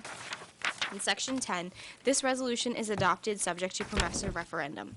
Is there a motion? So moved. Second. Comments on the board? Madam Clerk. Trustee Herrera, Aye. Trustee Levin, Aye. Trustee Quezada, Aye. Trustee Bazemore, Aye. and Mayor Garrity. Aye. Okay. Just a moment, before we move on, Stuart, could you clarify for me? Is there a dollar threshold that makes it subject to a permissive referendum? I thought it was $500,000, and we just voted on one as if it had a permissive referendum that was well under that, and we have another one coming up. Tom had said to me it goes by the useful life. Okay, thank you. Okay. Thank you, sir. And this next one obviously qualifies as well, because that's, Okay. A resolution authorizing HVAC upgrades at the Police Department Court Building in and for the Village of Ossining, Westchester County, New York, at a maximum estimated cost of $250,000, and authorizing, subject to permissive referendum, the issuance of $250,000 serial bonds of said village to pay the cost thereof. Be it resolved by the affirmative vote of not less than 2/3 of the total voting strength of the Board of Trustees of the Village of Ossining, Westchester County, New York, as follows. Section 1, HVAC upgrades at the Police Department / Court Building in and for the Village of Ossining, Westchester County, New York, is hereby authorized, subject to permissive referendum, at a maximum estimated cost of $250,000. And Section 9, upon this resolution taking effect, the same shall be published in summary form in the official newspaper of said village for such purpose, together with a notice of the village clerk in substantially the form provided in Section 81 of the local finance law. In Section 10, this resolution is adopted, subject to permissive referendum. Is there a motion? So moved. Second. comments on the board? Madam Clerk. Trustee Herrera, Aye. Trustee Levin, Aye. Trustee Quezada, Aye. Trustee Bazemore, Aye. and Mayor Garrity. Aye. Okay. Resolution authorizing the interior demolition and removal of debris at the building located at 200 Main Street in and for the Village of Ossining, Westchester County, New York, at a maximum estimated cost of $900,000, and authorizing, subject to permissive referendum, the issuance of $900,000 in serial bonds of said village to pay the cost thereof. Be it resolved by the affirmative vote of not less than 2/3 of the total voting strength of the Board of Trustees of the Village of Ossining, Westchester County, New York, as follows. Section 1, the interior demolition and removal of debris at the building located at 200 Main Street in and for the Village of Ossining, Westchester County, New York, including incidental expenses, is hereby authorized, subject to permissive referendum, at a maximum estimated cost of $900,000. Section 9. Upon this resolution taking effect, the same shall be published in summary form in the official newspaper of said village for such purpose, together with the notice of the village clerk in substantially the form provided in Section 81 of the local finance law. In Section 10, this resolution is adopted subject to permissive referendum. Is there a motion? So moved. Second. Comments on the board? I am very glad to see this finally on the agenda. Village finally taking a proactive step, despite some challenges that we've had along the way, to care for a building that, regardless of how it was obtained or maintained or what failed or what didn't fail, a building that we own. And during having a culture where we're trying to strengthen our code enforcement and motivate people to actually follow code and get permits and start a process of being compliant when it comes to how to operate in the village. I thought it was very hypocritical for us not to do that with our own buildings. So I'm very excited to see that once this is done, the board could actually have a conversation as to what to do with the building going forward. And I want to thank Village Manager Debbie McDonald and Paul Fraioli and team for spending the time to really see what had to be done. Village Manager McDonald, I agree with you. This has a direct correlation to our economic development strategy, at least our launch of it. It's right in the gateway of our downtown. You know, as I said, I was a little concerned that if we didn't rehab a building that's been deteriorating, regardless of its use or not, or regardless of whether it's being inhabited or not, that we were going to have to be faced with either eventually having to give the building away for little to nothing, or that eventually it would not be structurally sound, which that's what happens when you leave buildings untouched. So, thank you. Anyone else have comments on this one? I do. I agree with everything that Trustee Herrera said. My problem is that there's no plan for the building in place, and I find $900,000 to be an exceedingly astounding large sum of money for a building that's been sitting around 50 years, doesn't do any harm to anybody, and there's nobody using it. I'm going to take the word of the village staff that that's what we need to bring the building to a better state that it's in now. I wish that we had a plan of what we wanted to do with this building and what we're going to use it for.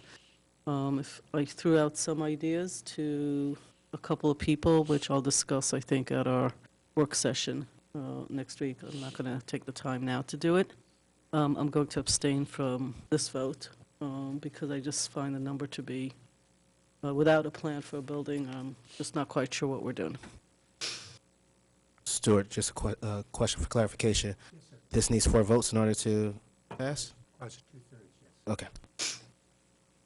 Anyone else with comments? I certainly have comments. But Mayor I'll let Garrity, everyone may else I first. ask Corporation Counsel a question? Of course. I requested, so when we discussed this at a work session previously, Trustee Levin asked a question that was an excellent question. Are we required to address the building that's deteriorating day by day, even if it's not inhabited? So, like, can we just leave it as is, even though we know that there are issues inside? Well, is it our responsibility? Well, I'll answer you simply. We passed a vacant building registry and law, as you recall, in 2018, which would apply to, if this were owned by a private person, there would be things that they would have to do to maintain that building. So to answer your question, they could not just allow it to deteriorate. There would be things that would be required to be done in that building under what we now have as a vacant building law. Okay, thank you. I'm sorry, Corporation Counsel. Sure. So clarification, because we're government, we don't come under our own laws. That law was for private property, but You are correct, Trustee Bazemore. so okay. Also, I'll pick up on that. Is if it was a privately held building and they were not able to get it up to code because of our vacant properties law, it could be taken by the village and then sold or done something with it. Am I correct? There would be ways that the village could either declare it as an abandoned building, a nuisance building. There'd be methods to obtain the property. That would be correct. Not that we're interested in obtaining vacant and abandoned properties. The clerk's certainly not interested in dealing with that. But there's nobody who can obtain our property if we cannot afford. No, that would be There's correct. not a government agency that's going to take No, the there's building no- off our there's no- hands because we can't afford this. There's no government above us that would then come in and basically say, that is correct. And that leads me to my concerns and why I will not be able to support this. I also want to set the record straight. There's been some misrepresentation of what's been happening with this property. 3.5 years ago, it was summer of 2015, the village heard 3 proposals in response to an RFP that was put out for a private entity to come in and develop a relationship with the village where the private dollars would pay to have this done. 2 years later, in 2017, things hadn't been going as well as been hoped, and the village left the agreement. I was on the village board. I recused myself to avoid the appearance of impropriety, so I don't know the specifics of the negotiation. I'm privy to what anybody else in the public is privy to. Ever since then, it's been in court. Is the litigation settled yet? Litigation is not settled. I have a meeting scheduled with counsel at the end of this month. $900,000 is an awful lot of money. It is a building that is incredibly important for economic development. If it gets developed, it would be a game changer. It's part of the gateway to our downtown. That said, I am not comfortable authorizing $900,000 to pay for something that I have every reason to believe the private sector would be interested in. And why do I say that? Because when we put out an RFP 3.5 years ago, we had 3 people interested. And great things have been happening for our community ever since then. And the economy is continuing to go fairly strong. I'd much prefer, we've put on a new roof. We've paid for a variety of improvements just to keep the building from getting in worse condition. It's been empty for decades. We've had it for 13, 14, 15 years, but it was empty for decades before that. There's absolutely mold and asbestos and remediation that needs to be done. And according to this $900,000 is not a made-up number. It's based on an estimate from experts. We actually are in a better position to put it out for RFP now than we were 3.5 years ago because we have this recent study that was done that tells anybody who is interested exactly what they would have to invest before they had an empty box to be able to create something in. I cannot justify spending private taxpayer dollars on this. Madam Manager, can you please sort of summarize your email to us and your expectation or what's best in your professional opinion with respect to 200 Main Street?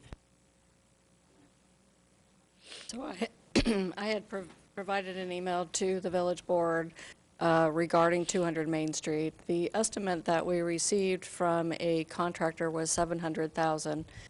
There were some additional add-ons that could have been that if we run into issues, we would have gone to $800,000. The decision to go to $900,000 was just because we weren't really sure what we would run into, but the cost estimate actually is $7, which is still a lot of money. Being able to go in and clean up this building and remediate the environmental contaminations would allow us to show that building and perhaps leverage that the transfer of that to an economic benefit. It's my professional opinion that when you have a building that's been sitting vacant for 40 years and it is full of environmental contamination, that there isn't anyone who's going to spend the money to remediate that first and then spend another $250,000 to $500,000 to put all of the utilities back in that building and then open it for business because it doesn't cash flow from a business perspective. I still support going in and remediating it because at this point you cannot take anyone into the building. It is a disaster in there and it's contaminated. So you can't show the building. So even if we were to put an RFP out, we couldn't show them the building. It is still wet in the basement. And so even though we've stopped the infiltration of water from coming in to the building, we have not remediated the wetness that's inside. There's no heat, there's no electricity, and the contamination will just continue to grow. So I certainly understand your concern. I support you, Mayor. I do think it's a lot of money.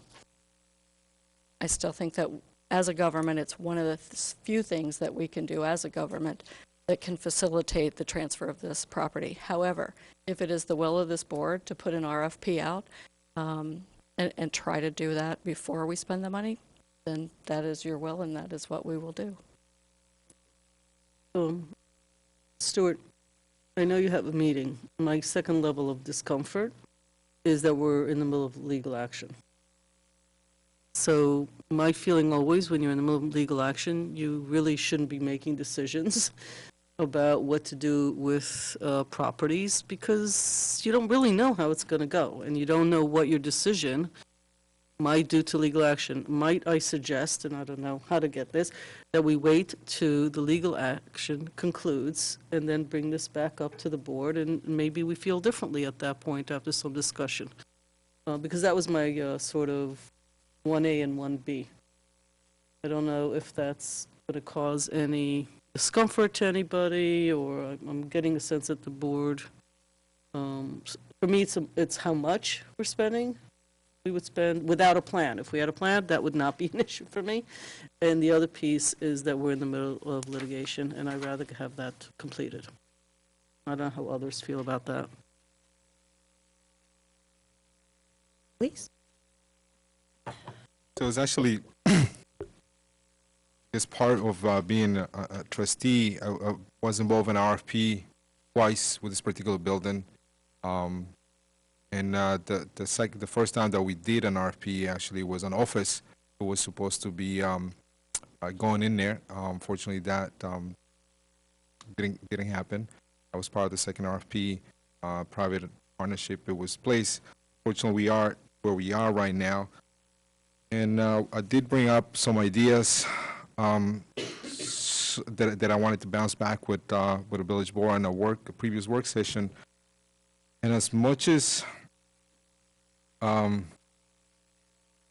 am going to support this $900,000, I think it's essential for us to maintain our buildings. Unfortunately, that's not the majority, I guess. And I do have concerns in the legal aspect of this. That was some of the questions that I had asked Stuart, that I would like to get to know a little bit more information on what happens if, so again, I am going to support this legislation, this board tonight, and I know unfortunately that will be not enough, yes, to pass this, but. Stuart, I have one last question. Sure. If we were, seeing how there's not a majority, but if there were a majority, and the $900,000 was approved, would you then be required to come back to the board to let us know you're spending the money, or would it just be spent hands down? Well, we wouldn't be bonding it right away anyway, if I'm not mistaken, because I think that would be authorization basically with the bond at that point.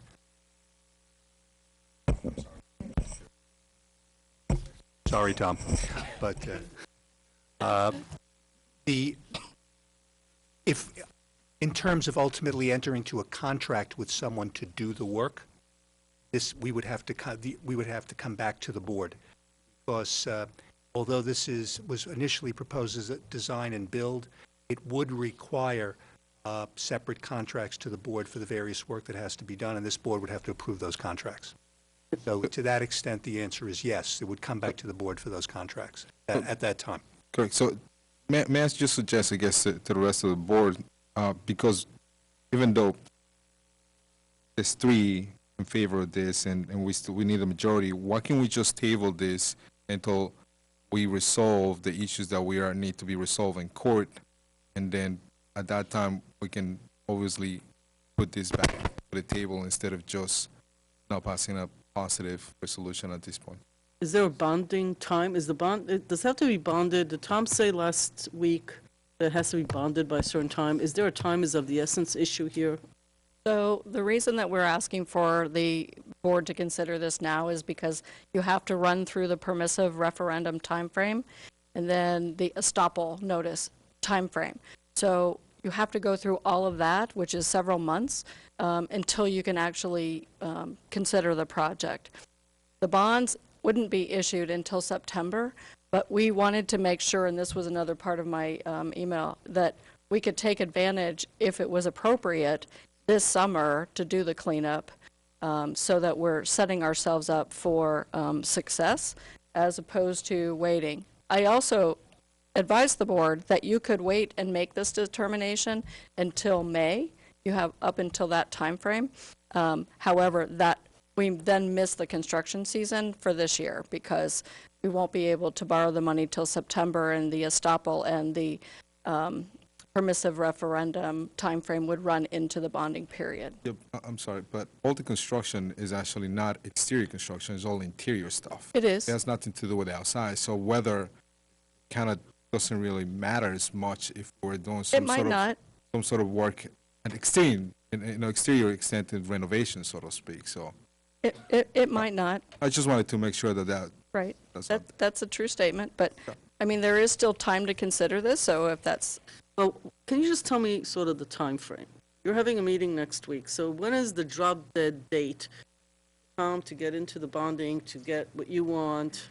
Is it today? Is it next week? Is it 3 weeks from now? Like You would have to pass this resolution the first meeting in May. First meeting in May still makes all your deadlines. Should be done with the legal. Makes the bonding deadline. Makes the bonding But that's deadline, what but we're it doesn't make discussing. construction deadline. To make the construction deadline tonight's the last night we can vote on it? I just don't. Well, but I think that Trustee Casada has brought up a good point. It's an interior design, Okay. and it might also be okay to bid it for a winter project. That's a great point. And is there an estimated decision time by the courts? Oh. This is more. It's like winning the lottery. A decision. Council. It's an effort to settle the case rather than wait for a court resolution. Going to wait a lot longer. This will be more discussion on council, an effort to resolve everything. Early May is a likely time that could have been resolved. As I said, we have a meeting we have a meeting at the end of this month.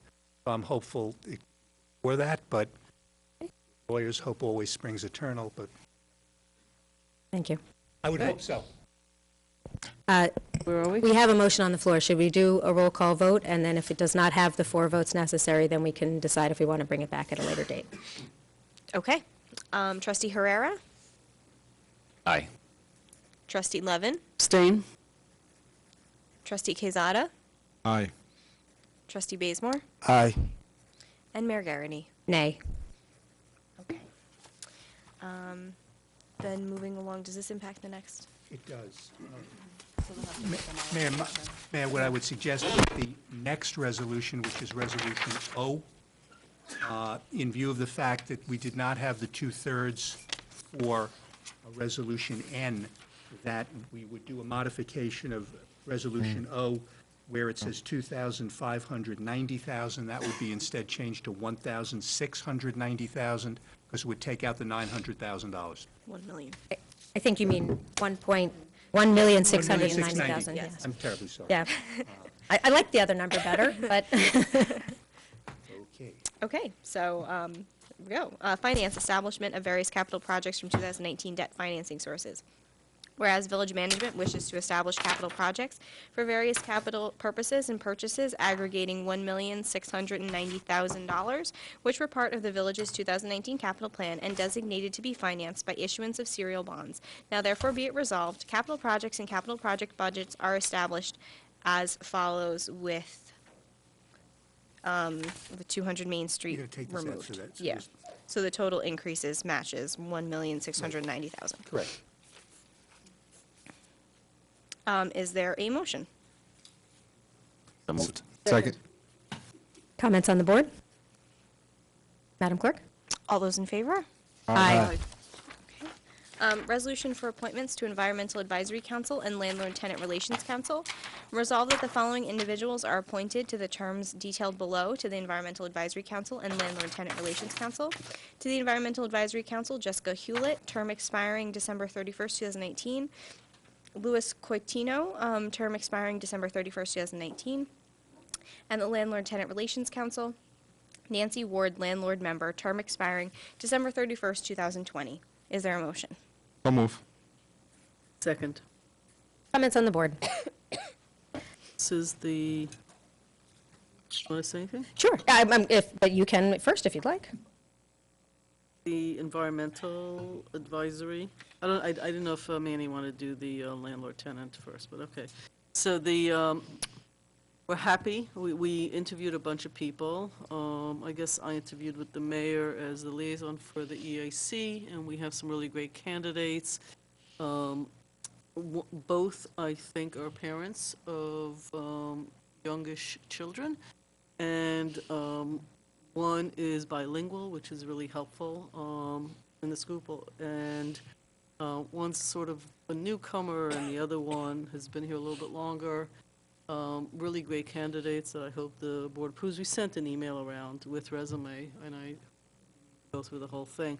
But I'm really happy that with 61 applicants for positions, I do apologize that it's taken us a little bit longer than we had hoped, but honestly, with that many resumes, and most of you know trustees are part-time jobs, and so we, yes, the three of us actually did it on Sunday, but others do it during the week or at night, and so it takes a little bit longer to get all these scheduled, and with most people working full-time themselves, so I do apologize for those of you that are still waiting to hear, but I'm really excited that the EAC, which is a land use, one of the groups that they have to vote, the forum, and the people really are going to take this to the next level and work on some real serious projects, which we're excited about, so I'm excited for them, and I'm happy that this particular council is really taking off, and I'm delighted to recommend folks say their name. It's part of the reading, right? Yep.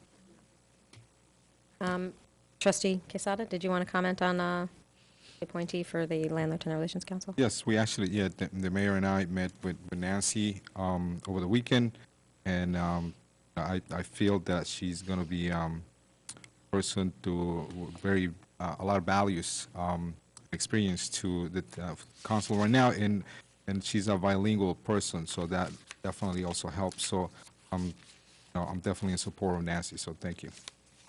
Yes, thank you to both trustees Quesada and Levin for coming in on Sunday afternoon, and for everyone who has applied for all of the volunteer positions. We have a tremendously engaged community, and people are really raising their hand and stepping up, and I'm delighted that we've had a number of meetings where we've gotten to appoint more people, and we still have a couple of more spots that we still have to fill. So it's possible that you'll still hear from, Ms. Hoffman will reach out to folks and schedule a couple more interviews for a couple of open spots, but we've made a lot of progress, and most of our boards are now fully or nearly fully complete, and I'm very pleased about the range of skills and interests and life experience that we're pointing today and in recent months. I just have, may I ask a question about this, Stuart? Please. Is it a calendar year? Because they're really going to be starting on February. Does it still end on December? How did we do this? We have worked it. It's something I discussed with the manager. We're having all, I apologize again. It's late. Okay. I'll do the radio voice. The determination was to have all the terms, except for zoning board, which is statutory, to have all the terms end on December 31st. That would make it more uniform. So these two folks, Ms. Hewlett and Mr. Coitino, are actually, we had two expiring terms on the EAC, so they will finish at the end of 2019 and would be then eligible for reappointment to a full 2-year term. I'm going to simply say, and I don't know if it's appropriate, that we need to, I know we redid all these committees about a year and a half ago, and, went through this whole process and how one applies. Things ending in December requires all of us to interview people in the middle of the budget season and make a decision in the middle of Christmas and New Year's, and oftentimes during an election, because this board switches 2-3 every year. So there's always the elections and then the preparation. I think we might consider moving these up a little bit into January, February, because even interviewing people during the holiday season is really challenging, and that's what ends up happening. When these terms end in December, you got to interview people in December. So just food for thought. A couple of months from now, maybe we need to just look at these boards and figure out a different time of the year, that it's not always the end of the year, but possibly a different month in the year where I think it's more reasonable given staff, vacations, holidays, et cetera, and elections that happen. This year was a big transition year, too. because we recently put in term limits. So folks who had served for a number of years were cycling off, and so we had far more appointments to be making than usual. So this was a particularly challenging year.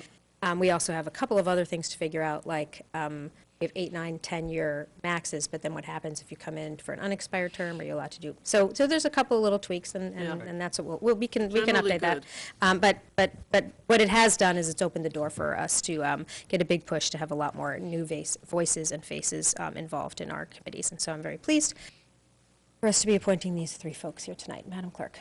All those in favor? Aye. Okay. Fire Department removal, Washington Hook and Ladder Company number 2. Resolved that upon the recommendation of the Fire Chief, James Pathmore Jr., Ossining, New York, is removed from the active roles of the Washington Hook and Ladder Company number 2. Is there a motion? So moved. Second. Comments on the board? Madam Clerk. All those in favor? Aye. Okay, Fire Department appointment, Ossining Host Company number 1. Resolved that upon the recommendation of the Fire Chief, Ryan Howells of Ossining, New York, was elected an active member of the Ossining Host Company number 1 for interior firefighting at the regular meeting. Is there a motion? Second. Comments on the board? Madam Clerk. All those in favor? Aye. Okay. Is there any continuing business of the board? No. Any new business of the board? Anybody? Don't believe so. Okay, so then we move to visitor recognition. Is there anyone that would like to address the board on any matter relating to, I think we have a come couple of through very the village? patient people. Okay. Welcome. Good evening, almost good morning. My name is David Mallon. I live on Washington Avenue, and I wanted to lend my voice to some of the residents that spoke last meeting to express objections and concerns about the plans for what is essentially a halfway house by Hudson Link, right next to the playground and elementary school. I am one of the neighbors. I am one of the neighbors that has been lied to by Hudson Link.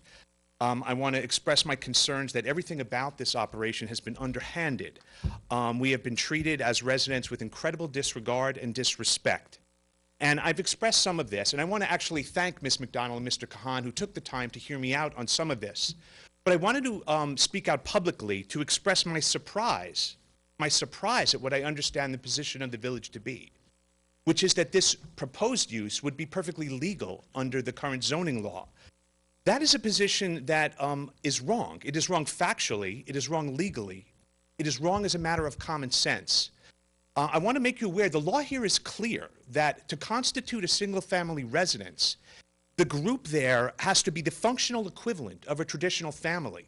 One of the factors for that, one of the factors that must be considered, is that it be stable and permanent. Now, we don't know a lot about this operation. It's been largely in secret. But we do know that by design and by definition, the plan to house former inmates on a temporary basis is the opposite of that. It is transient by its very nature. It is very, very far from a single-family residence. It is an institution running what is essentially a community residence and calling it a single-family residence. I know of nothing in the code that would allow such a thing. But ultimately, you know, regardless of how one feels about Hudson Link and its underlying mission and whether it's worthwhile and whether they do good work, we think you should be very concerned about the way this organization has treated the actual residents in the community. We also want you to understand that it doesn't matter what the claimed rate of recidivism is by this organization, because this is a completely new enterprise. We don't have figures for running a house. We have a sample set of 0. We do know that there's data that shows that when former inmates live together, the recidivism rate actually is higher, not lower, than when inmates are released into the street. Now, whether or not you think this is a good idea or not, this is not a single-family residence. This data hasn't been considered because ultimately it doesn't matter if the recidivism is 5% or 95% if the position of the village is that no approval is required. We think the village not only has the authority to prevent this, but it has an obligation to not allow the erosion of what a single-family residence is. That has very serious consequences for this village. And so we ask that you reconsider the position on this. This should be made public. There should be a public hearing on this, not an operation behind closed doors. Thank you. Thank you, Mr. Mallon.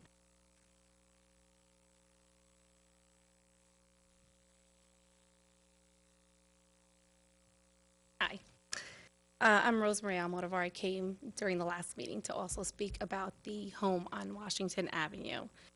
I didn't come with a prepared speech today. I, went a couple steps further. I actually met with Sean Pike of Hudson Link myself.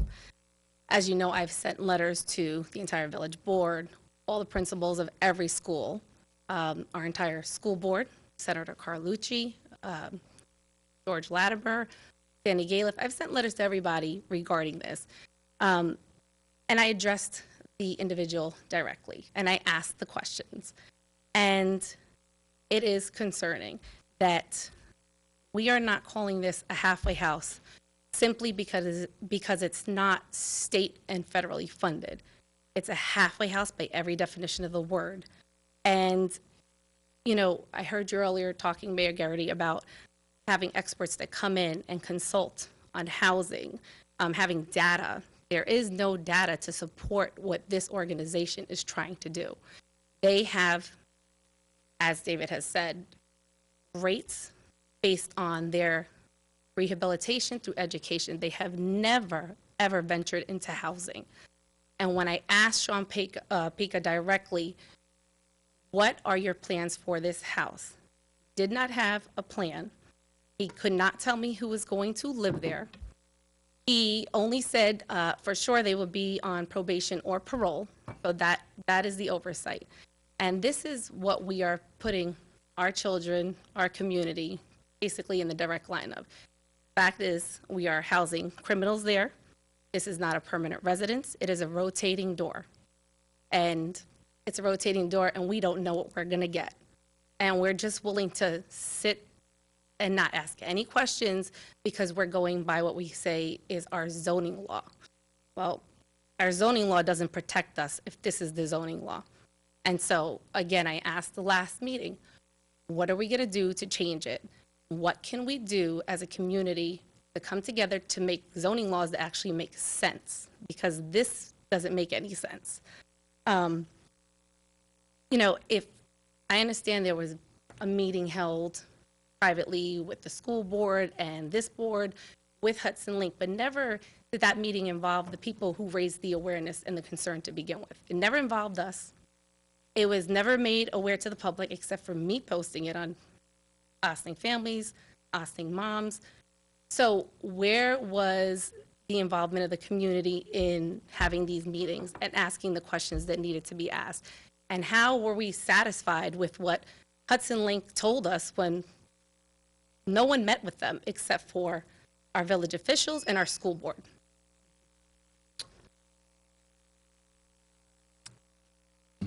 Mayor Garrity, may I comment? Of course. Mr. Mallon and Oh. Miss. Do you want to wait? Do you want to hold off? Okay. Tamara Fernandez Bridgewater. I live in Ossining. I just wanted to say a few words on the house that Hudson Link is going to occupy on Washington Street. My concern is with any other thing that happens in Ossining, sometimes things happen and there's no discussion about it. It's just kind of on the table and approved, and it's just what it is. The community wasn't notified that this was happening. I don't think that the residents around the area were taken into consideration or even spoken to about it, as you have two residents right here that say that they didn't know anything about it. That is a big undertaking in an area of that nature. You have an elementary school and two parks that are frequented by everybody in the community. I'm not against rehabilitation. I think that it's an opportunity for people to do better in their life. People deserve a second chance. I'm all for that. I think that this may not be the location. I understand Sing Sing is here, and that we do a lot of things in our town and village that are intertwined with Sing Sing being here in Ossining, and I get that.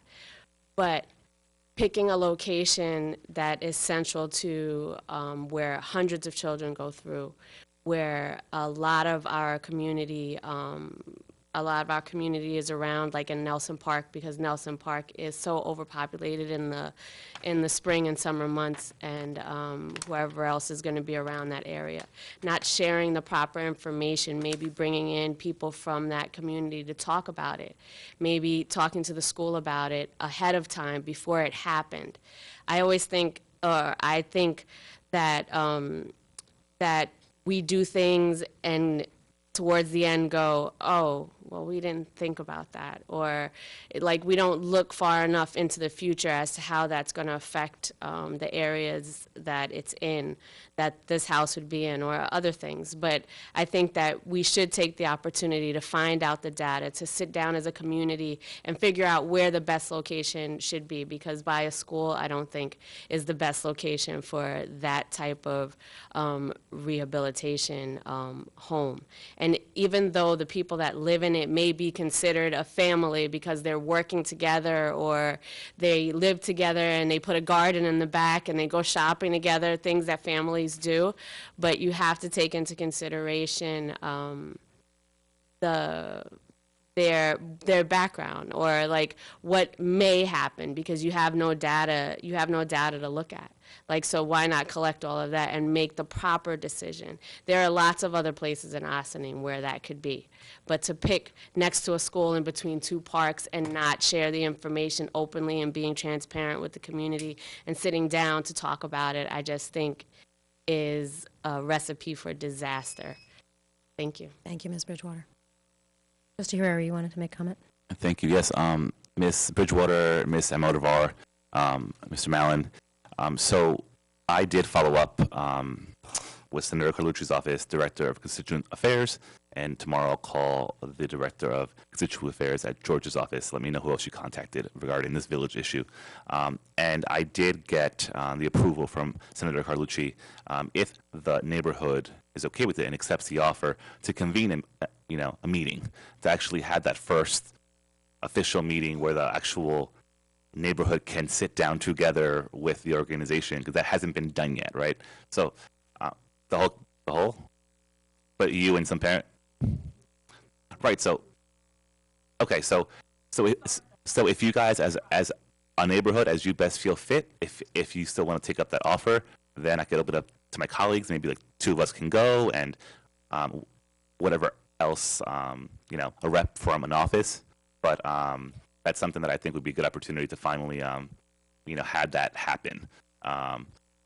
After that, we'll learn what are, I'm not sure what my options are or what the village's options are, but I at least want to be able to do what I can do now.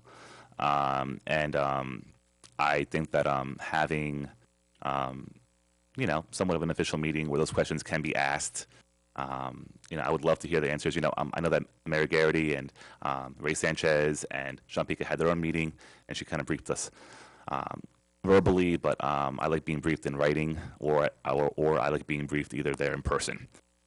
So that's just for me. But if you feel that that's still a valuable option for you, or that your neighbors would actually want that, then let me know. Actually, just email the board, bot@villageofossining.org. And I'd be more than happy to get that together. Anybody else like to comment? I think part of that, Omar mentioned that some of the stuff was already brought up. I had conversations with Stuart a little bit in that regards. So yeah, I'm in that neighborhood. I'm around the corner. I'm in Spring Street. I know exactly where it feel. I will talk to Stuart. I have, some concerns. So I'll follow up. Trustee Bazemore, Trustee Levin, any comments on this? You don't have to. I just want to make sure you had a chance.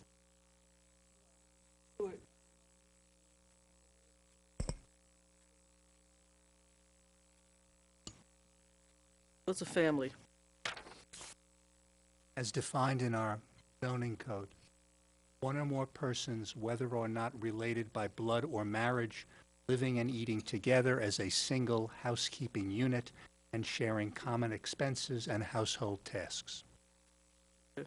So, not quite a traditional family. It could be half the people I know in this village who are living, grandparents raising grandchildren, couples of the same gender, multiple, girlfriends, boyfriends, steps, blended families, all sorts of, okay.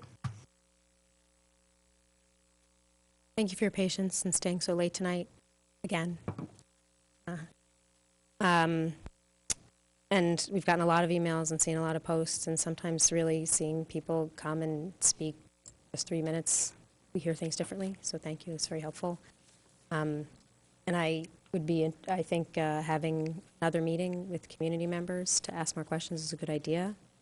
I'm glad that you met. You actually met before I knew that was going to happen, because I called Sean Pica after our last meeting and said, I really think it would be valuable to sit down with a few people who are particularly concerned in the neighborhood. And you did it, so I didn't have to be there, but if I'd been there, then I would have, a couple of us could have been there. But that's fine. Maybe we will, going forward, have another meeting and address some of the other questions. But there's a couple of things going on here that I'm hearing, and some of it's to do with process. And I know we've said this before, but in case people are tuning in now and want to and wonder why this wasn't discussed, it's an unusual situation, because if it were a group home, then that's a whole other category of process. And then that includes a public hearing. There's still not much we can do. It'll still open. But there's a public hearing, and everybody would have known that it was happening. In this case, the village board wasn't notified until, we heard about it from the community, really, because it didn't come to us for any approvals. It didn't, it really just it got renewals for ZBA approvals. And I have since spoken with the chair of the ZBA and said, we should probably talk more often. And if I'm not reading your minutes, please point something out to me, because if something's going to be of concern. So we can always do better with our internal communications to prevent surprises and have conversations before people are caught off guard. But aside from that, they just got their building permits as if, anybody else might have. I do want us to be careful, because sometimes some of the comments that are made are related to the people who are living there, and questions about we should know what their background is, and then we're getting into kind of dangerous territory. That's exactly the wrong thing for our community. So we just need to be careful. We don't want to determine who our neighbors are based on where they come from or what they've done or what their background is, and I understand where it's coming from, but really have to be careful there. And I think some of the words that were used didn't have the intention that those words sometimes carry. But let's just be very careful. Are there any other comments from anybody on this? If not, I'd like a motion to adjourn to executive session. It's very brief for matters of personnel related to specific persons. Oh. Second. Board? All in favor? Aye. Aye. Thank you very much. We will be at Village Hall next week for our work session. This meeting is adjourned to executive session.